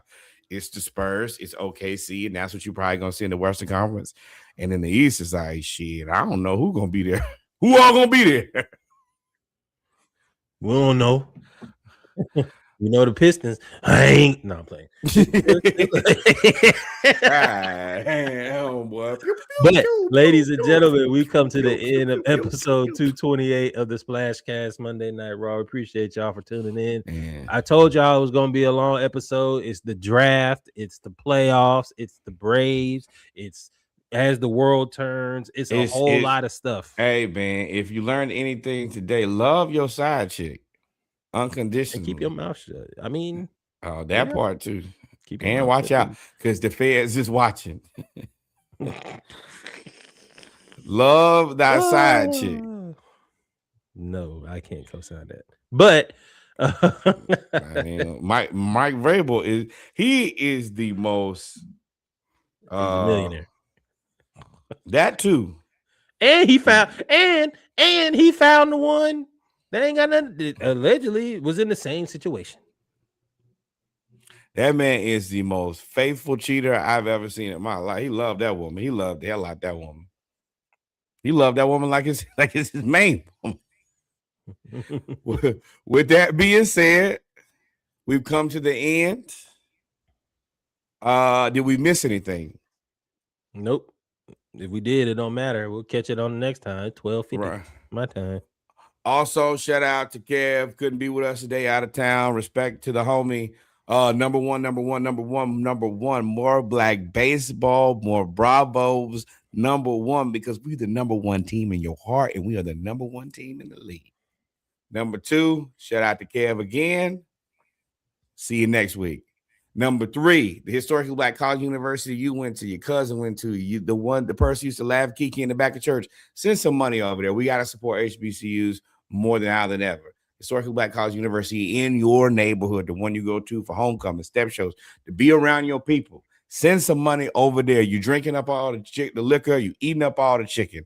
Least you could do is make sure that those kids have what they need. And then finally, the greatest learning institution in all the world, the Hampton University. We only ask for $18.68 on behalf of the year that university was founded. And congratulations, new football coach, new basketball coach, and it's up. Adios, mi amigos. God is love. Until we meet again, y'all be safe. We at this thing. Adios. Peace. Love y'all. Arrivederci. Peace. Like, follow, subscribe.